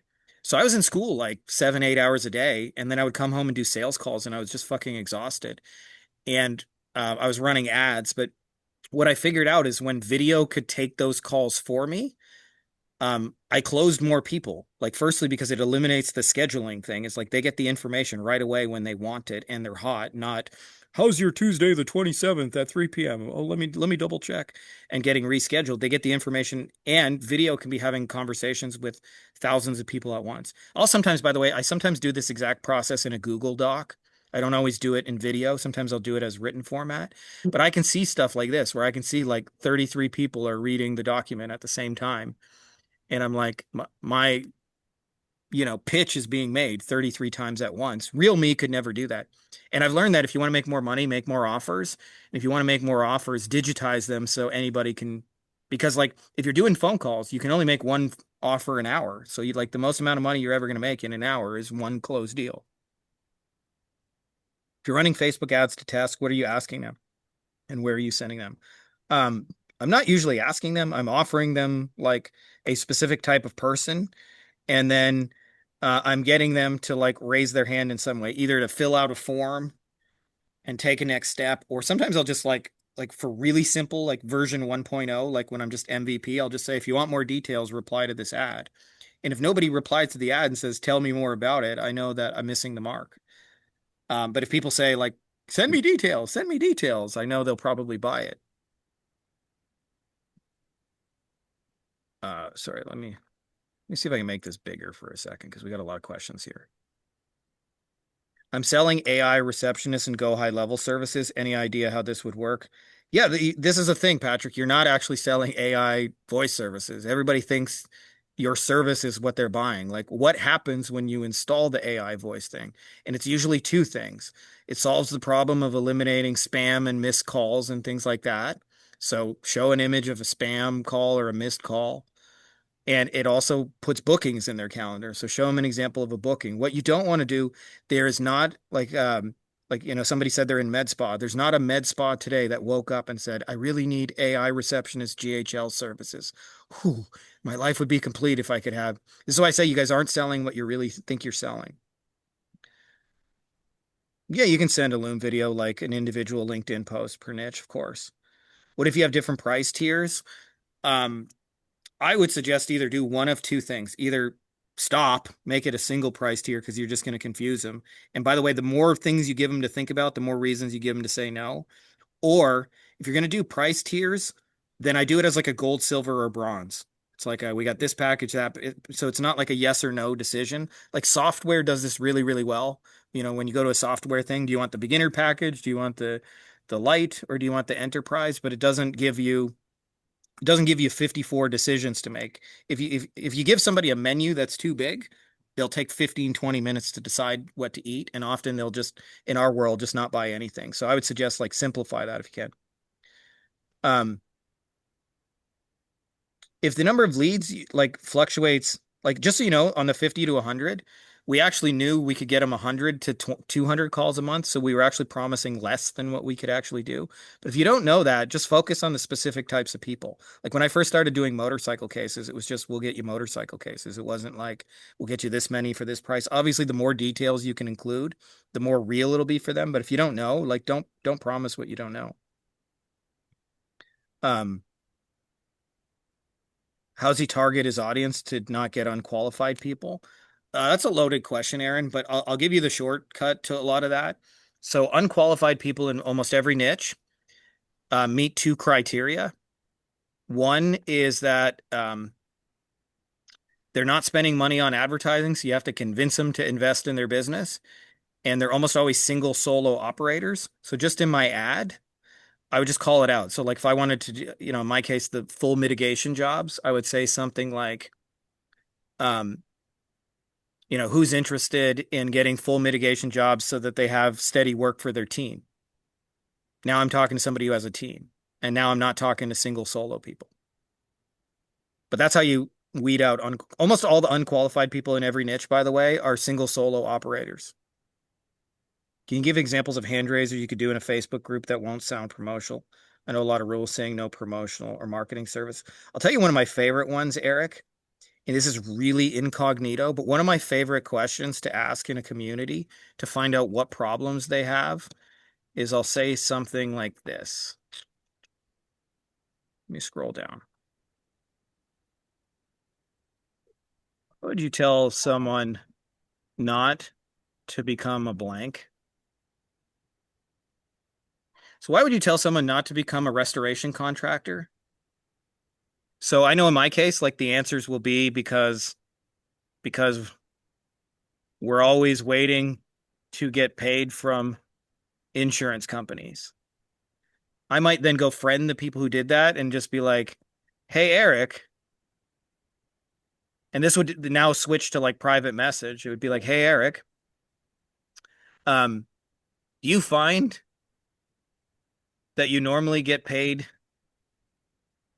faster on full mitigation jobs? And this, by the way, doesn't come across as spammy because he's already kind of started the conversation. And now I can go in, hey, I had an idea to get you mitigation jobs. Can I send you some details about it? And it doesn't look like obviously salesy and spammy. Okay, so property managers, when I say, and for that you'll get, it's okay to list multiple stuff, complete control, safety net. Yeah, but I would focus on outcomes, by the way. Like real outcomes, like not wishy-washy, happier people. Like you'll get these kind of people. You're going to get that many. You're going to get this kind of inquiry. But generally speaking, you want to contextualize it with outcomes. For Google reviews, business passing out seems more doable though, aside from networking. Interestingly enough, Alex, because you're asking, if you give away the Google review cards, because it's such a value add on step one, you can actually almost sell them anything else after. But we do have a system for, selling the reviews on the back end.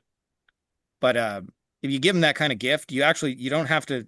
You can try a different hand raiser right after if you want to. Like if I'm at the plastic surgery event, I could say, hey, would you be interested in getting facelifts? I have some ideas for you on that. If doing ads like 60-second YouTube vids, would you still walk and talk or show all images in the Loom? Sometimes like I'll do a 60-second hand raiser. So it's just like hey, my name's Frankie. Who here would be interested in getting full mitigation ones like this? And I show a picture of it. And I might just say it'll help your crews of guys and to do blah, blah, blah. If you'd like more information, I want you to click the link below. And by the way, if they don't click it and they don't get more information below, I know they don't want it. And I'll try a different ad. I sell CRO to local service businesses that already have traffic. Convert, blah, blah, blah, reactivate. My CRO is convert, generate you, blah, blah, blah. Could this work? Well, I'll tell you right now, first of all, you don't sell CRO. That's your understanding of what you sell to them. So that's like part of it is everybody thinks like AI, GHL, and you have to translate to the like what happens for them if they convert more of their traffic, right? Like if they're getting, say, a dentist and they're getting 100 bookings a month and you help them CRO and now they get 125 bookings, I would like show those side by side. This is where you're at now. And this is after I do my CRO stuff, you'll get an extra 25 people. But if you want to tell them about CRO, you're going to convert exactly zero because there's not one local business that woke up and said, I need conversion rate optimization today. So you have to translate to that something meaningful. And I would tell you, it'll work better if you can narrow that down to a niche. You don't have to, but it's very hard to make a meaningful demonstration if you don't, because like literally your CRO is different things to different people. Cannot make it today. Do you have more sneaky Have to try for next Monday or Tuesday. I'm gonna mute Tom there. Do you have any more sneaky hand raiser lines that we can use? Too. I got a few. Do you have more sneaky hand raiser lines that we can use to? Here's a simple one. What kind of jobs, customers, patients, clients use their language do you wish you had more of? And when they say Invisalign, and I say, hey Larry, you mentioned you liked Invisalign. We could help you get those. I heard. I'm gonna mute a couple of you guys just because we're getting background noise. And by the way, like the sneaky hand raisers are you ask a question that doesn't look like an obvious sales question, and then when they answer it, then you switch over to DMs and you start talking about their answer. So it's not like, hey, quick question, do you want to buy 30 booked appointments? It's like, hey, Larry, you mentioned you're interested in mitigation jobs. Because that's what he said. That's not what you said, right? So it's like it's continuing, the conversation that was happening in private. What kind of services work best or your favorites? Personally, like I like ads. I'm not saying you guys have to do ads, but I think ads are simple if you really understand how to make offers. And so if you know how to make offers, you can do a lot to move the needle for business because most local businesses, by the way, they don't even have offers. They just say business name. We do blank, blank, and blank. Call now. That's basically their messaging. That's their websites. That's their ads. It's everything they do. And so, or they do like discounts. They go like, half price. Like that's all they really know how to do. They don't know how to make anything cool. And so I like doing ads. But having said that, like, I haven't met a service yet that this doesn't work for. Is there anything special about Loom videos as opposed to any other video platform? No, Russ. The reason I actually use Loom over other ones is just because Loom gives you a notification when the person watches it. And so I know how to handle the sale based on they saw it or didn't see it. So if they didn't see it, the follow-up is, just a gentle nudge like, hey, Russ, go watch the fucking video, right? If they did see it, then the follow-up is, hey, I saw you watch the video and I was thinking about which keywords would work specifically for you. And it's just like, it's the logical next step to it.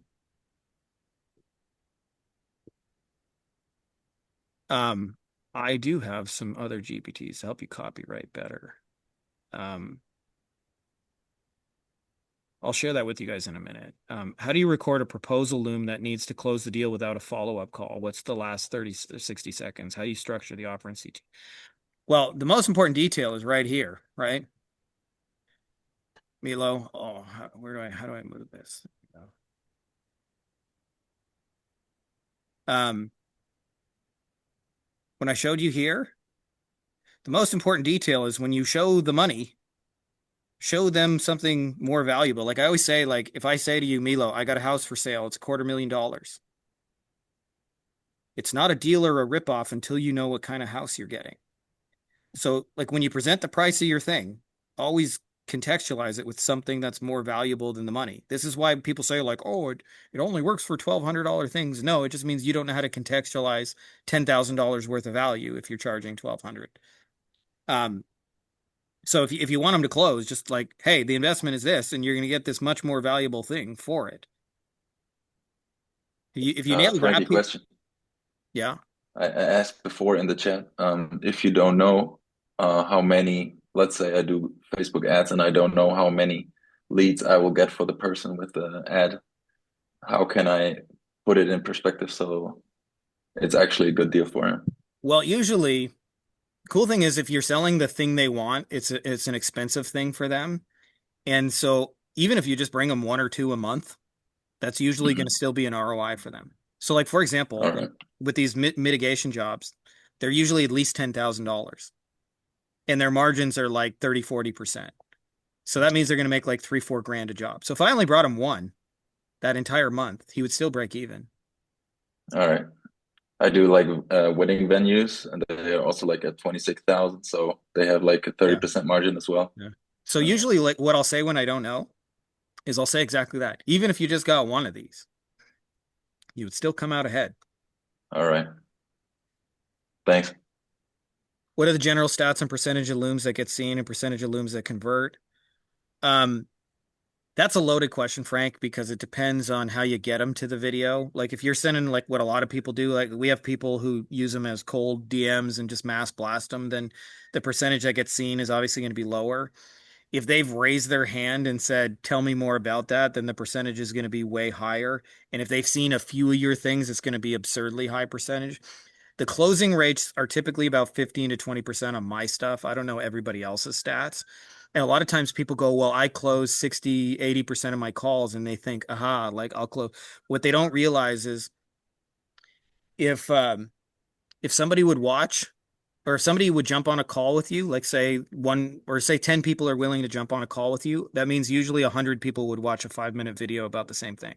So even if you converted all 10 of those people, which is unrealistic, but let's say you're really good and you close like 7 of them, then you're going to get 7 out of 10. But if you send videos, you'll get 100 people to watch the videos and you'll close like 15. So it's usually twice as high as, and part of the reason is you remove the complexities of schedule. And then the second reason is you get them while they're hot.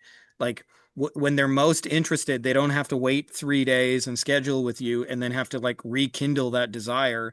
The moment they're interested in mitigation jobs, they get to see the price and decide if they want to buy it. What message works best for HVAC and ads? Well, you have to know what they want, right? That's why I built this market research bot. Let's go back to the market research bot. Oh, that's not market research. That is. That's not. This is why most people can't sell shit, because they just go, more leads, more sales, more customers. So let's find something that HVAC clients actually want. So we're fixing $89 issues when we need $8,000 installs, right? So like there's something right there. We'll get you $8,000 installs. Or they just get people asking for free estimates, or they're doing Angie's List. So like to me, this is the stuff: system replacements, high efficiency upgrades, maintenance memberships, commercial HVAC contracts, emergency calls. Like I would focus on one of those things. And then that's what my ad is. Like, hey, we can get you high efficiency upgrades, or we can get you commercial HVAC service contracts. Do you do formal proposals and contracts and all that? No, I don't. I mean, you can, but I don't. The more I sell through video, the lazier I get. Just being real with you guys, I'm just like, just fucking buy it. If you don't want to buy it, don't. Like, but I'm not going to do a monkey song and dance and give you proposals and try and convince you. Like, that's where I'm at with it. You guys may feel differently. Part of it is it depends where you're at financially. If you really need the deal, you might do the song and dance. If you're like me and you don't, you're like, fuck that. Um, the follow-up text is not another Loom. It's usually just going deeper into the plan. So like, for example, I gave example of like if I was going to do Facebook ads, one of the steps in Facebook ads is targeting. So a follow-up might be like, let me show you what specific targeting I would do for you. And if I'm going to run ads, I would say, let me show you an example ad that I want to run for you. Right? That's what my follow-ups. They're the same content as the Loom video, but I just go deeper on an individual piece. And I remind them of what they want. So, hey, you're interested in mitigation jobs. Let me show you exactly what I would do to get that. It's a follow-up text, another Loom. How do you get the Loom notification to tell you who watched? I can get it to give me notification, but I don't know who watched. Usually in the beginning, when it's not converting, like you're sending personalized videos, and so like the video is called like Russ Loom video or whatever. And so you can tell whether they watch it. And then when you have it converting, like I don't even care. Like I don't do a lot of follow-up and stuff once I know it works. I just use ads and stuff to drive people to them. For monthly offers with a setup fee, is it better to state the lower monthly price than tell them the setup during the walk? I just like give them the real price, but just make sure that the thing they're going to get in return is of higher value. Like you can tell them there's a setup fee and there's this and that. Just make sure that like I said, the house is $250,000. That's not a deal or a ripoff. It's if I tell you, hey, the house is $250,000, I decided I'm going to become a monk. I'm going to live in the mountains and I'm selling my $2.5 million beachfront property and I only owe 220,000. So I want to pay off my mortgage, cover my closing costs, and get a plane ride. And if you're willing to do that, you can have my you can have my quarter or $2.5 million house for 250,000. Like that's a steal. You can sell a $250,000 thing. So like just make sure you contextualize it with bigger value. You can probably make more money to share generated revenue rather than just upfront if you're not desperate for upfront money. As a general rule, the less you need clients, the more they come to you. In fact, ultimate story on that, there's a famous copywriter, Gary Halbert. He's dead now, but after like 20 years, he had a hat he would wear that say clients suck. And at the end of his presentation, he would say, just so you guys know, I have too many copywriting clients. I don't want more. I don't need more. Don't follow me into the bathroom. Don't ask me if you can hire me. No, you cannot. You cannot give me money. I don't care about your project. I don't want to. I'm just showing you some copywriting stuff. There'd be a line of people 100 long in the bathroom stall going, hey, Gary, I know you said you're not looking for clients, but I have this project, right? So I think that the less you need clients, the easier it is to get them. The more desperate you are to like need the money, the more you'll kind of push them away. I think the same thing is true in romantic relationships. The more you're like desperate for a partner, the more you come across as weird, the more you just like, I don't need anyone. I've had this experience, and maybe you guys haven't, where I'll go through a period of life where I'm single, and then I get into a relationship, and as soon as you get into a relationship, like women come out of the woodwork and we're like, hey, I wish I had known. I'm like, well, where were you at when I was single for 3 years, right? Like, where were you then, right? But it's the minute you don't need it, it starts coming to you. To get them at the peak time of interest, is the send video process automated after they indicate interest? You can automate it. We do some of that. I don't always do it the same way. I just make sure to really understand what it is they want and what they're after. But yeah, you can certainly automate it. So like there's tools like ManyChat and Go High Level where they can say, I'm interested, and then immediately it sends them a video and starts it. You guys are buttering me up. Saji, I saw you got a question. I don't know if you want to type it or just say it, but you can go ahead. Do I go after companies in Angie's List or similar other services? Yeah, more or less. I want to know they're already spending. You can hear me out. Yeah, I can hear you. Go ahead. All right. Well, here's the situation. I followed one of your suggestions where I put a a hand raiser in my Facebook group, and a guy responded, and it came to a meeting. I had a nice, good meeting about setting up his back end structure. He sells stuff on webinars and everything, and I haven't heard from him in a while, and I wanted to do a follow up, but then he just mentioned something about doing a follow up as far as with an ID or something. Should I just be like as a loom, or like what would you suggest? Because if I get this job, it's a 5 figure deal. Yeah. So what I would do is like I always start any follow-up with whatever had them interested in the first place. So like my version of that is mitigation jobs. So like he was trying to get you to do some back end stuff, but there was something specific they were trying to sell, like program ABC. So I would just be like, "Hey dude, I had an idea to program ABC. I was thinking about like this kind of email would work really well, or this kind of retargeting ad would work really well."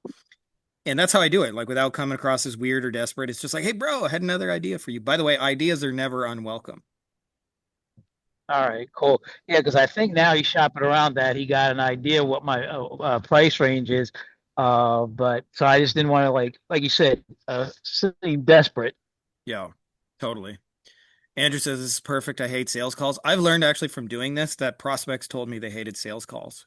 So they're like, I didn't want to talk to you any more than you wanted to talk to me. It's like, yeah, I agree. Not chasing people totally. Love your attitude. Thanks, brother. Drilling down into $100 bill sub niches with this bot. Good. That's to me the real secret is when you know what they actually really want to sell and you focus your service on, I will help you sell the thing that you really want to sell. Immediately your shit gets more desirable because a lot of times people don't realize if you just bring them quote unquote more, like in HVAC, this is a thing that comes up because we just did a search on HVAC. A lot of these guys do like little shitty $89 tune-ups and small maintenance jobs, and after they pay trucks and gas and insurance and workers and health insurance, like they don't even make any money. So if you just say, I'll bring you more, they're like, I'm not even making money on the shit I'm doing. So it's a huge difference to say, I'll get you the $8,000 installs. And then obviously, like you got to change your deliverables, but usually not that much.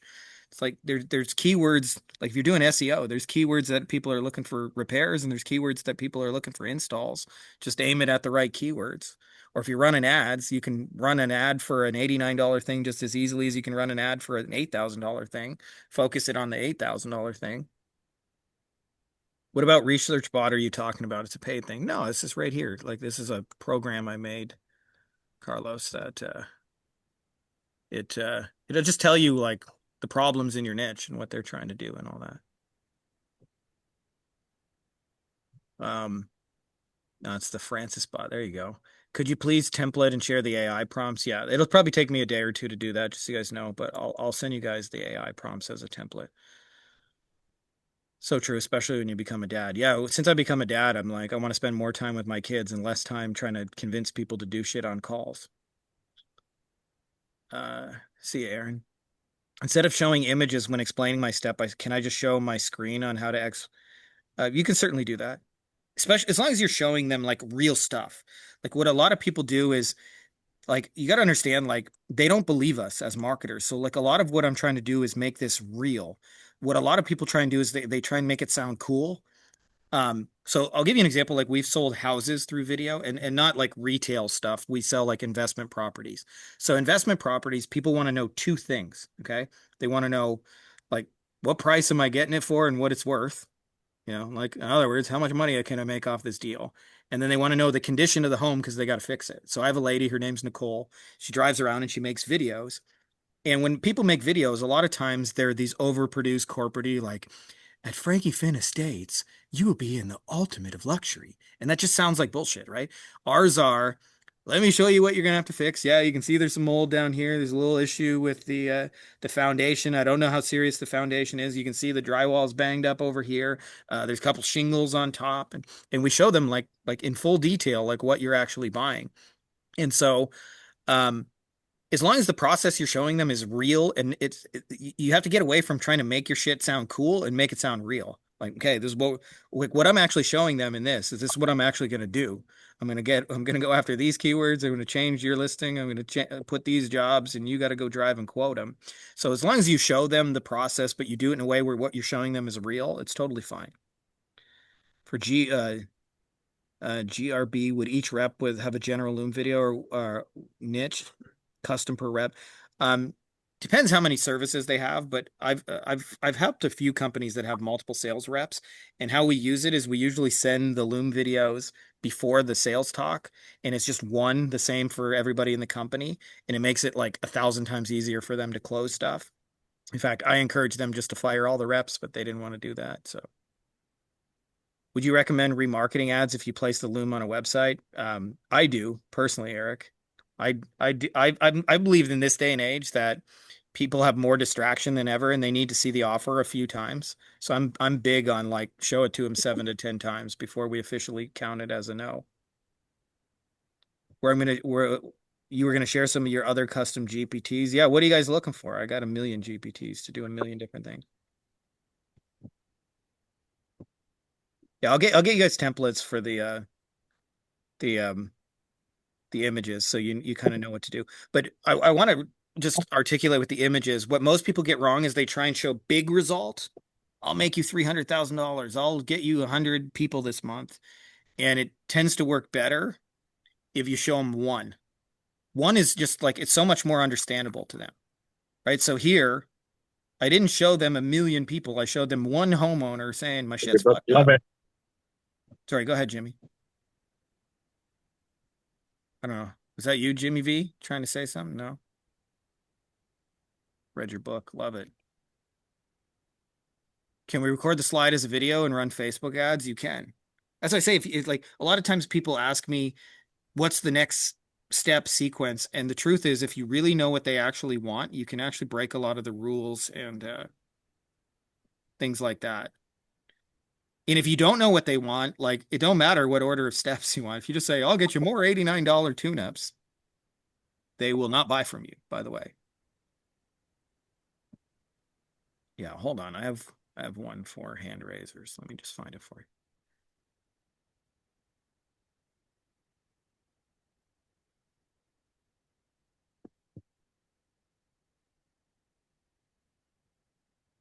A lot of what a hand raiser is and why most people can't do them is you have to translate your service into problems and outcomes for them and not talk about the thing. So like somebody said, how do I sell a database reactivation or how do I sell a GHL AI bot? Well, that's your problem. You're trying to talk about your thing. They're never going to care about your thing ever. But if you can talk about, the implant cases you can book into the calendar using your database reactivation or the spam calls you can eliminate, then suddenly they care.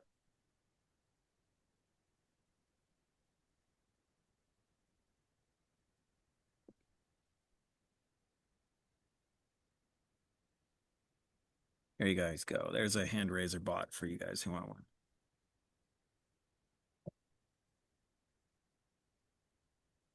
Yeah, if you want to share your slides and get roasted, go for it, Andrew. Is there a service you'd like to sell? Database reactivation as a door opener, and then I'll show you what I like to do to open doors. And this is not,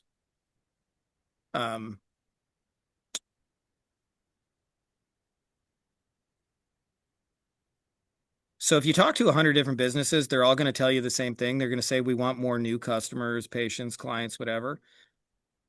And it's not that they're lying. It's just that they're wrong. They think the way to grow their business is to get more new people, and they assume they have every lead ever optimized. So, like, say I was doing this for a restaurant. There's like complete strangers that have never eaten at the restaurant. There might be people who follow their Instagram page. There might be people who've said, can I book a party next Friday? There's people who like actually scheduled and got reservations. There's people who almost bought, came in and said, oh, it's too full and left. There's people who bought it a while ago, once ate at the restaurant. There's people who bought it recently, have eaten there this week. And there's people sitting in the restaurant buying it right now. If I want to generate a result for a business, what I do is I just work this process in reverse. So they're going to tell you, I need you to drive the ball 450 yards. And I know it's the opposite. So like if I was doing this for a restaurant and I wanted to make money, the first thing I would do is I would offer something extra to the people sitting in the damn waiting room, right there, eating dinner. I'd say, hey, we got a special tomorrow. Do you guys want to pay for dinner again this week? Or, hey, we got dessert. And you got to get a little creative with this, but like I would offer something else to the people who spend money. So we have a guy, for example, in the mastermind, his name's Steve. He goes with solar companies and he finds people who just invested, 50 grand in some solar panels. and he offers them a $20,000 maintenance package. And he gets a $2,000 commission every time he does it. He does this for really big solar companies in Australia. And it's an easy sale because they just bought solar panels. He says, well, they break down over time. You're going to need to change batteries and you're going to need to update them. Sometimes the weather will fuck them up. He says, if you want, you can just buy the maintenance package now and we'll come every 3 months and repair anything and you can just prepay it all in advance. And that's the easiest sale in the world. So if I wanted to generate them quick money, I would sell to the people buying it right now, which is even easier than database reactivation. Database reactivation is people who bought it recently or a while ago. But that's basically if I want to get my foot in the door and move the needle, I focus on something they got right now. As a general rule, it's like I just work the golf course in reverse, and they assume this is all optimized. Give you an example of this. Mark Diodati came to me. He was in HVAC, and he said, I'm running Facebook ads for these guys, and it's not going really well. And we got into like a conversation. I was like, well, what did you do before this? And he said, well, I was actually in HVAC. I sold. And I said, were you any good? He said, I was the top salesperson 10 years in a row. I said, how did you do that?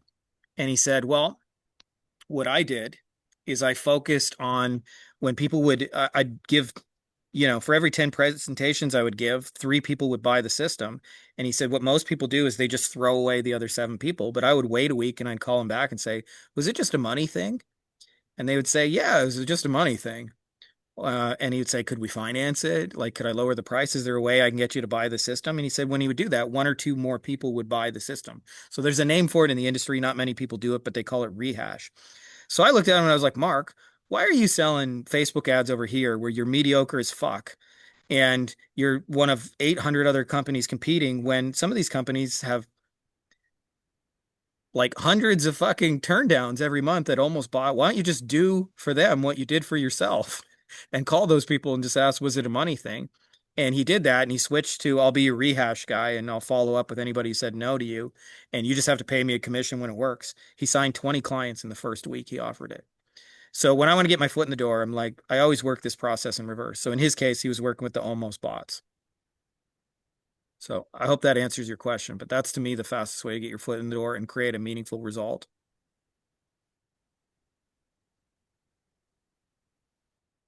Appreciate that, Daniel. The GOAT. Flex on that one, buddy. Do you have a specific generic Loom script with blanks that we can fill out? Hi, I'm in this video. I'm going to show you how to get blah, blah, blah. Not necessarily. I probably should make that, Frank, but I don't necessarily have that. Did you ever do marketing events of events? I'm assuming that's events and you just got a little typo. I've done a few, Derek. I used to do a bunch in legal, and now I do a few agency events. They're a lot of work, but you can sell a lot of shit if you do events. In my opinion, do I think pay per live transfer still works well? Yes, but Moin, it's not about the live transfer. It's about who you're transferring, right? Like what kind of person are you getting on a live call? That matters to them than the fact that you're going to assist them with those calls. Like for local businesses, yeah. I mean, I'm assuming you're asking like Rebecca's model where she does those things.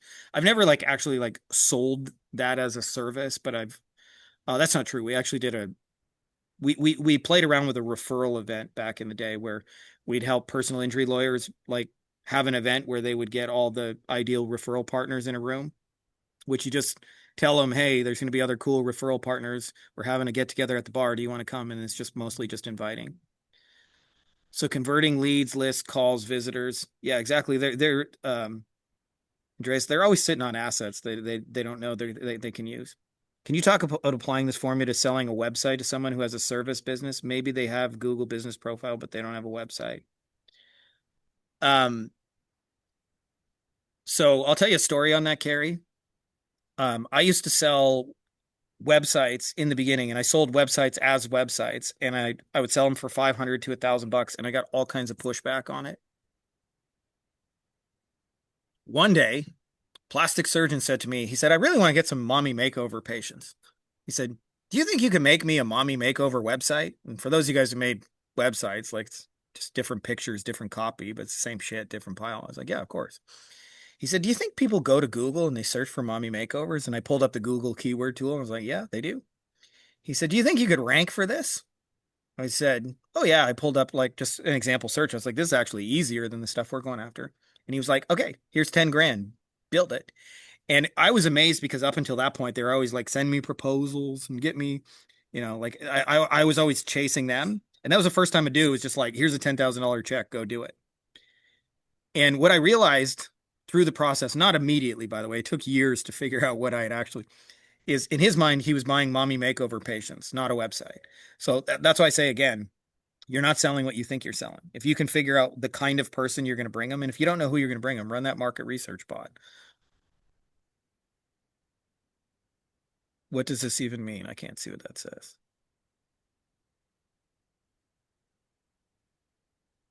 Oh, that's just because when I built it, so ChatGPT upgrades their models every now and then, but when I built this bot, it was on version 4.0, but it'll just upgrade. There's nothing you need to do.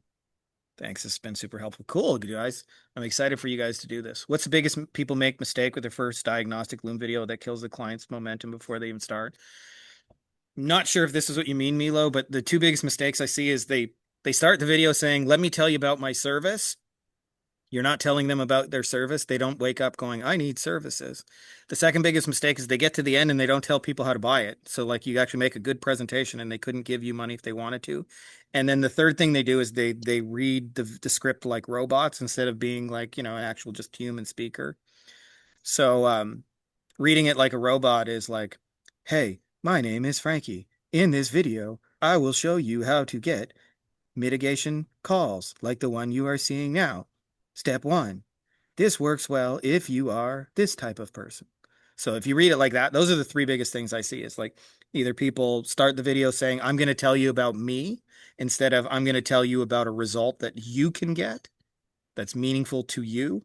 Like this is a really clear point is when people get this wrong, they think the video is supposed to be telling people who you are. Rather, what you're supposed to be telling them is what this thing is going to do for them. So it's about them and not you. Those are the three biggest things I see over and over when people send me these videos. Got to run. Awesome as always. See you, Todd. I'm impressed. Your book helped me already. I just need a few clients, then I'll subscribe to your program. There you go. I'll tell you something that Andreas, that helps people get past the first few clients is a lot of the reason why people say no to you in the beginning and ask for all these case studies is because they don't see a clear path forward. So the example like I like to use is imagine I got two guys coming to my house to give me a quote on building a deck. And deck builders are like marketers, like contractors are like marketers where they have a bad reputation. Imagine the first guy, he looks at my deck and he says, it'll be $5,000. Or he looks at my backyard and says, it'll be $5,000. And then I say, well, can you send me some case studies? Can you send me some referrals? Can you tell me some other people you've done this for? Flip side of that, the second contractor comes in and says, hey, Frankie, can I tell you what this will look like if we build a deck together? And I say, sure. He says, well, it sounds like you really just want to have some backyard barbecues. Well, just so you know, the first thing that we're going to do right now, I'm going to have the boys measure this out so I know exactly how much material we need. Then what I'm going to do is I'm going to send my guy down to Home Depot. He's already going later today. The prices of lumber have been fluctuating, but I'm going to get him to measure exactly how much material we need. And then we usually need a little bit extra, 10% extra, just so we don't run out of stuff. I will send you an exact quote to the penny for how much it would cost. If you give me the thumbs up and say that's good and we're good to go, what I will then do is we'll come down on Friday and we'll start building. Now we're going to be kind of loud. We're going to be clanging and banging. So I wouldn't recommend you have any meetings or calls that day. And we're going to put in the frame first. So you'll see the frame and the outside pieces go in and all the railings and stuff. And then we'll put in the floorboards and those pieces. And then I'm going to sand it and finish it. And then when that's done, I have to stain the whole thing. You will not be able to walk on it for a day, but when that's all finished, a day or two later, you have a brand new deck. It's going to be 5Gs. Would you like to get started? Can I give you a quote? What happens is I don't ask for case studies and proof because he's already demonstrated. So like what trips a lot of beginners up is they just tell them the price and the person can't see a clear path forward. And then they ask for case studies and you ain't got them and you don't know where to go with it. And so what you want to do is whatever your service is, like be clear. I'm going to go after these keywords. I'm going to do this thing. I'm going to run these kind of ads. This is what we're going to do next and show them like, I know how to build a deck and you demonstrate it and they stop asking. Would you recommend building a website first before sending the looms? MedSpa space will be brand new and I'm starting from zero. If you do build a website, I wouldn't spend more than a few hours on it. Like a lot of times people like spend fucking months trying to get their website perfect. And by the way, the market research bot you guys have, it'll actually write website copy for you. So it'll in their voice. Why did I stop selling the mommy makeover sites? Or you figured it out? You just couldn't rinse and repeat. I only stopped selling it to be, if you want to be real, Tom. I'm at my dear friend Hamilton Souther's ayahuasca retreat, and I kind of went through like a little bit of a midlife crisis in there because I was starting to my agency was really successful financially, and I was miserable as a human being. Nobody really talks about that, but I was working 80 hours a week. I hated the clients. I didn't really care that I didn't really like selling plastic surgery. I was overworked. I never had a break from it. And I came down here and drank some crazy jungle concoction and realized I just didn't want to do it the rest of my life. So that's why I stopped. I literally saw my own tombstone in a vision, and it said he was good at building backlinks and making websites. And I was like, yeah, I don't want that to be my life story. Frankie, I just finished your first book, and I'm on your second one. So thanks, bro. It was good to meet you in Boise too. And I was curious. I'm like, you nailed it. And then as you started talking more about the lifestyle stuff, I was like, that resonated hard with me. So Yeah. Yeah. And I only know that just, from like not having the lifestyle in the beginning. It was just like you can easily build a prison for yourself with this business. Not a lot of people talk about it, but some of the most miserable people I know are people with $1 million agencies that never have 5 minutes to wipe their own ass without their phone going ding, ding, ding. What's the maximum time?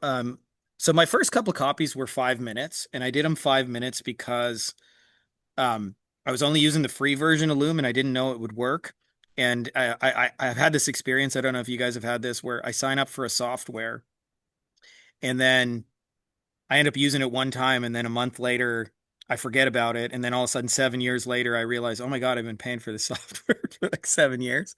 So my first Loom videos were 5 minutes or less, only because that's exactly as much time as Loom gives you. But having said that, it can be as long as it needs to be. Just don't be boring. Just don't like make it go on and be longer than it needs to be. And a lot of it, if you're too long, it's almost always because you're trying to talk too much and you're not showing it enough visually. If you're showing it visually, you actually don't need a lot of words to make your point, right? Like if I show you an example of in this case with this a lip filler, hey, we can get you lip filler off of Facebook. Like the image is actually doing most of the heavy lifting in this presentation, not me, saying it with a bunch of, words and jibbity jabbity. Tell us how you do research for specific lead availability. I mean, I use the same tool that I built for you guys. That's why I first built it for myself before I built it for anyone else. I was like, because people kept telling me like, oh, I sell database reactivation and I didn't always know everything about every niche. And so I was like, I needed to get up to speed in like 10 seconds. And I was like, well, what do I want to know? And I'll show you guys exactly what I wanted to know. Where is it? Right here. No, that's not it. Hold on a second. And of course, I also like to ask people, but this is what I like to know is I want to know problems they face. I want to know what they're doing now to try and get people. I want to know what they don't like about it. I want to know the questions they're asking to themselves that they don't say out loud. I want to know the competitors that concern them. I want to know their $100 bills and the things they really want to sell. And I want to know why they're afraid of giving me money so I can address those fears and worries and doubts. And by the way, because you guys asked, um, this will generate website copy as well if you want. If you can, most people when they make websites, they make them about the wrong person. They try and tell people who they are. Our company is, we do blank, blank, and blank. And if you're making a website for med spas, it needs to be about med spas. Hey, are you doing coupon clipping, cheap fillers, and those kind of things? I would say if I look at 100 agency websites, 97 of them are about the wrong person. They're trying to tell people who you are instead of what it's going to do for them. So this will write it based on their problems and their issues and what they're doing and what they don't like. Probably won't be interested in this if you don't want more of XYZ. Get it? Thanks, Frankie. So as a recap, what do the noobs need to do ASAP to get moving towards their first sale? Like Daniel, step one to me is figure out what they want. If you can nail that piece and you can get them to raise their hand for it, you're in business, like for real. And so to me, like I would run this thing. I would find something that I think I could generate a result for them in, and then I would start friending those people and put a hand raiser in front of them to see if they were interested. And if they will, like you just need to go deeper in conversations. Yeah, of course you're the noob. That's okay though, dude. We all start somewhere. How's the retreat going, by the way? Oh, Derek, it's It's never not interesting when you're having like mystical experiences night after night. So ayahuasca saved my life as well, years in the Peruvian jungle. There you go, Jose, he knows. Derek, I'm Hey, on Frankie. just because you asked, I'm on a dieta. So been partying with trees. Sorry, go ahead, whoever that was. Oh, yeah. So when I was asking about the doing research for a market research, like the numbers, how do you how do you know, do you, Did I lose you? Did I freeze or is that? Do you guys still hear me? I hear you. I don't hear him. Okay. I can hear you, Frankie. Okay. I hear you, Frankie. All right. Is 9 minutes too long? No, but just don't make it a boring 9 minutes. My buddy's book. I'm going to check that out. Same week became a Palm Springs millionaire, was diagnosed with metastatic liver cancer. Good read. Very cool. Are you doing the looms horizontal or vertical since most people use their phones? I do them just horizontal. Like I record them on a computer and then sometimes people watch them on the phone. But again, like I don't think that's a main detail. I'm not saying that all those things matter, but I think if you actually know what the person wants, that's like actually the biggest detail that most people miss is, and I think part of the reason is in an internet business, we have really high margins as a general rule compared to most businesses. It's the besides like the two coolest things are we have high margins and you can do it from anywhere. And that means if you added 10 clients this month, your revenue and your take home would probably go up. That's not always true for a local business that has to pay guys and health insurance and gas and building costs and staff and supplies and materials. So a lot of times we project our desires onto our clients and we just assume I want more, so they must want more. And they do want more, but they want more specific things where they actually like have margin and meat on the bone. And, you know, like if you're a dentist, would you rather do, I don't know, 300 checkups for 99 bucks, or would you rather do 130,000 set of veneers and be done after an hour and make the same money? Right. So, like, if you just show up and go, we got your more leads and more sales and more customers and more patients like everyone else, you're missing the, hey, I'll bring you the $30,000 thing and float the cost too for the restoration guys dealing with insurance. Yeah, totally. In certain industries, as Larry just mentioned, like not only are they small margin shit, but they wait for it. Like a dentist, he does a $99 checkup and he gets reimbursed by insurance. And it's often weeks before they get paid that $99. So they float the money now and then they're the bank for like 3-4 weeks and then eventually the insurance writes them a check. They don't want more of that, just so you know. But if you bring them a cash paying $30,000 give me shiny new mouth kind of thing, like those are always welcome. That's paying for my golfing trip kind of thing. Dentist money, right? So you want to focus almost always on bringing them the right people. Like that's one of the big secrets of all of this is that we know what they actually want and therefore we can speak to like that and then it makes your stuff immediately different, right? Like when I did this for personal injury lawyers, everybody said, we'll do SEO, we'll make you a website, we'll get you more clients, more clients, and more clients. And I know from experience that a lot of the smaller cases, like they can barely even pay their paralegal and keep the doors open. So when I said, I'll get you motorcycle cases, which is a more high value case, not only does that stand out, but I'm literally the only one in the marketplace saying it. And all it changed, it was like not much. It just we aimed our ads slightly different. We ran a different type of ad, but it was like, it was still just Facebook ads. Bob says, how to get the availability of number of leads like mommy makeovers in a city. Um, how I found that out is inside of Google Ads, I'll show you they have a keyword tool and it'll tell you like kind of the search volume. By the way, I'm going to show you guys a little brag moment about my YouTube ads. As you guys will see, I have the numbers I get on my YouTube ads are like straight up fucking crazy.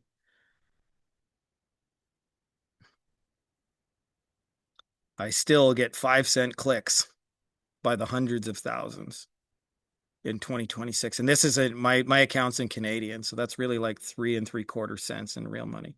But they have a tool in here. It's in insights and reports. Where is the damn thing? Tools. somewhere in here they move this shit around. You don't actually have to be paying for ads, by the way, to look at their keyword tool. I don't know where they moved it. I think it's right here. Keyword planner. This is what you want. That's how you can find out how much volume is available. Is you give a few seed keywords like mommy makeover Denver, and it'll tell you the exact search volume for those like month after month. Would you still offer $100 offer to give them an easier step in, or do you go for the kill directly? I'm not sure you mean by that, Simon, but like, um, as a general rule, I try and just keep it simple. It's like we just do this one thing. Um, Sam Carlson, a dear friend of mine, he calls this for those of you guys who are on UpHex, he calls this ad franchising. And the other reason to do this is that it scales like really easily because you're not doing 27 different things for 27 different clients. Like in the beginning, anybody who had a credit card and said, "Hey Frankie, could you help me with blank? Can you run ads? Have you ever made a website before? Do you guys know how to edit videos? Have you ever made this kind of graphic?" I said yes to all of it as long as I reasonably thought we could do it. And I was constantly reinventing the wheel with every client. And my second agency, I was just like, no, we just do Facebook ads to help you get motorcycle cases. That was it. Like I didn't do 27 different things.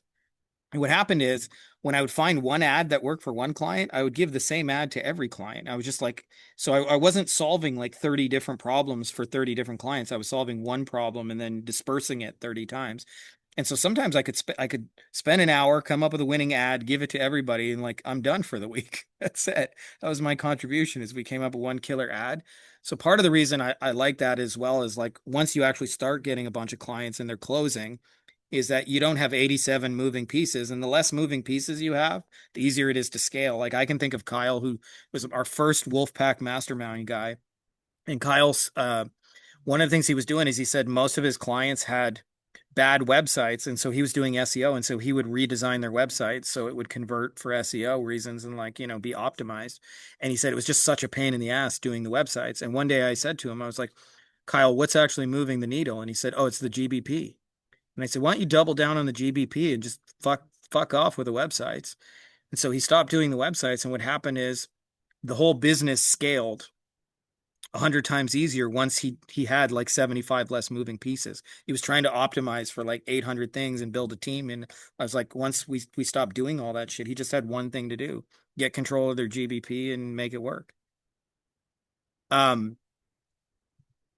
Everybody who registered for this, I'm going to send like a reply to the Google Calendar invite with the replay when it's ready, the GPTs, as well as I will templatize the AI prompts for you guys so you can create these images yourself. Frankie, quick question here. Yeah. Regarding the GBP or other stuff. Sometimes it appears to me that this stuff doesn't really make sense in retainer because, I mean, you have to do it once and then it's in a more or less good state.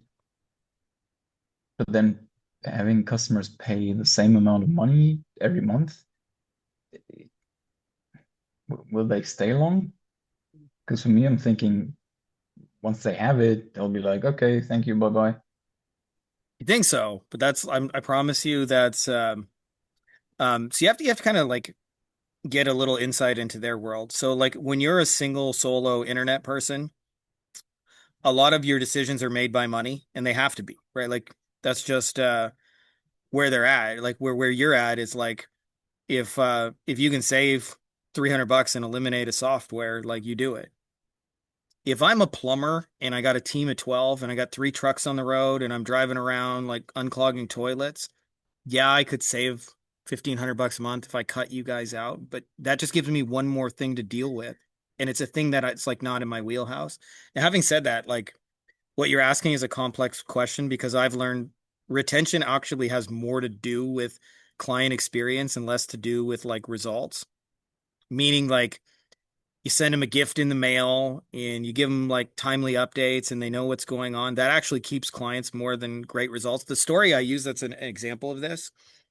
I have a friend who or I was my old house in Mexico. I have neighbors that are like they're snowbirds, so they're there like 1 month a year. They come for winter and then they leave. And it was all like new construction where I lived. And I talked to a guy about building his house. He was a neighbor, and I said, hey, dude, how's it getting your house built? And his answer still makes me laugh to this day because he looked at me and he said, it was the worst fucking experience of my entire life. And I said, really? Why? And he explained he sent his life savings to a stranger in Mexico, sight unseen. So he like had never been there. And I said, what happened? And he said, I didn't hear anything back from them. And I said, so like you can just like radio silence, like you wired in his case, it was $250,000. You wired $250,000 and then nothing. I said, nothing. I said, what happened? He said, like 3-4 months later, he got a thing in the mail and it was like an engineering thing and it was all in Spanish. And he said, I brought it to my Spanish speaking friend and she said, this is too technical. I can't read this. So I said, what happened? He said, a year later, I came down to look at the house and I said, and then what? And he said, oh, the house was built perfectly. So he got a perfectly built house. He gave money for a house. He got a house. It was done exactly as expected. And he said it was the worst experience of his life because the communication was lacking. So he was left in the dark and wondering. So I promise you that the bigger a business gets, the more it becomes a necessity to have good people, and the less they want to replace those good people, the less they want to figure out things themselves because it just takes them away from their main thing. Having said that, like retention is a complex topic, and there's a couple of things that go into it. But it's tempting to think I would save $1,500 and cut myself out. Therefore, they would do the same thing. And if your shit's working and you're good at communicating, and you have a good client experience around it, like it makes no sense for them to try and replace you. It smells really good. It's Cool. Thank 1:38 you. in the Philippines. Got to go. See you, John.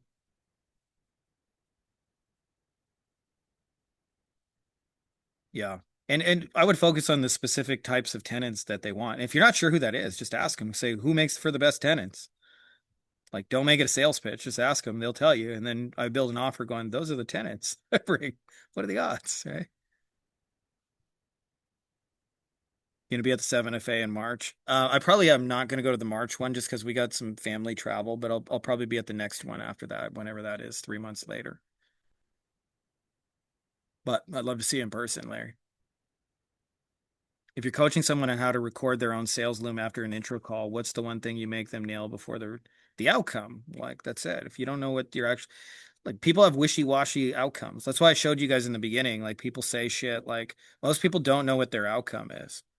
This is why look at this. Local SEO. Is SEO your outcome? No. Here's another let me show you some of the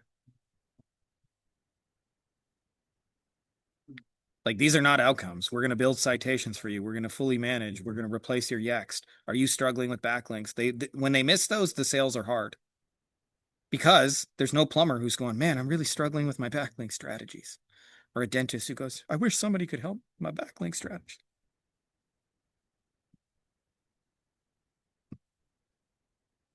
Anyways, guys, I think I'm going to bounce here just because we got some food here, but I'm going to send you guys all the replay and link stuff. And you guys have other questions, like you know where to find me. You guys can always hit me up. You're doing a 60-second YouTube video. Where you walk and talk or show images like in the Loom? Usually it's just walk and talk. And then I might tighten it after. Appreciate you guys all sticking around this long. We got 70 of us still 2.5 hours later. You guys are awesome. I'm also going to put this on YouTube. So for those of you guys who are subscribers on YouTube, you'll see this there. Anyways, I'm going to go eat. Appreciate you guys.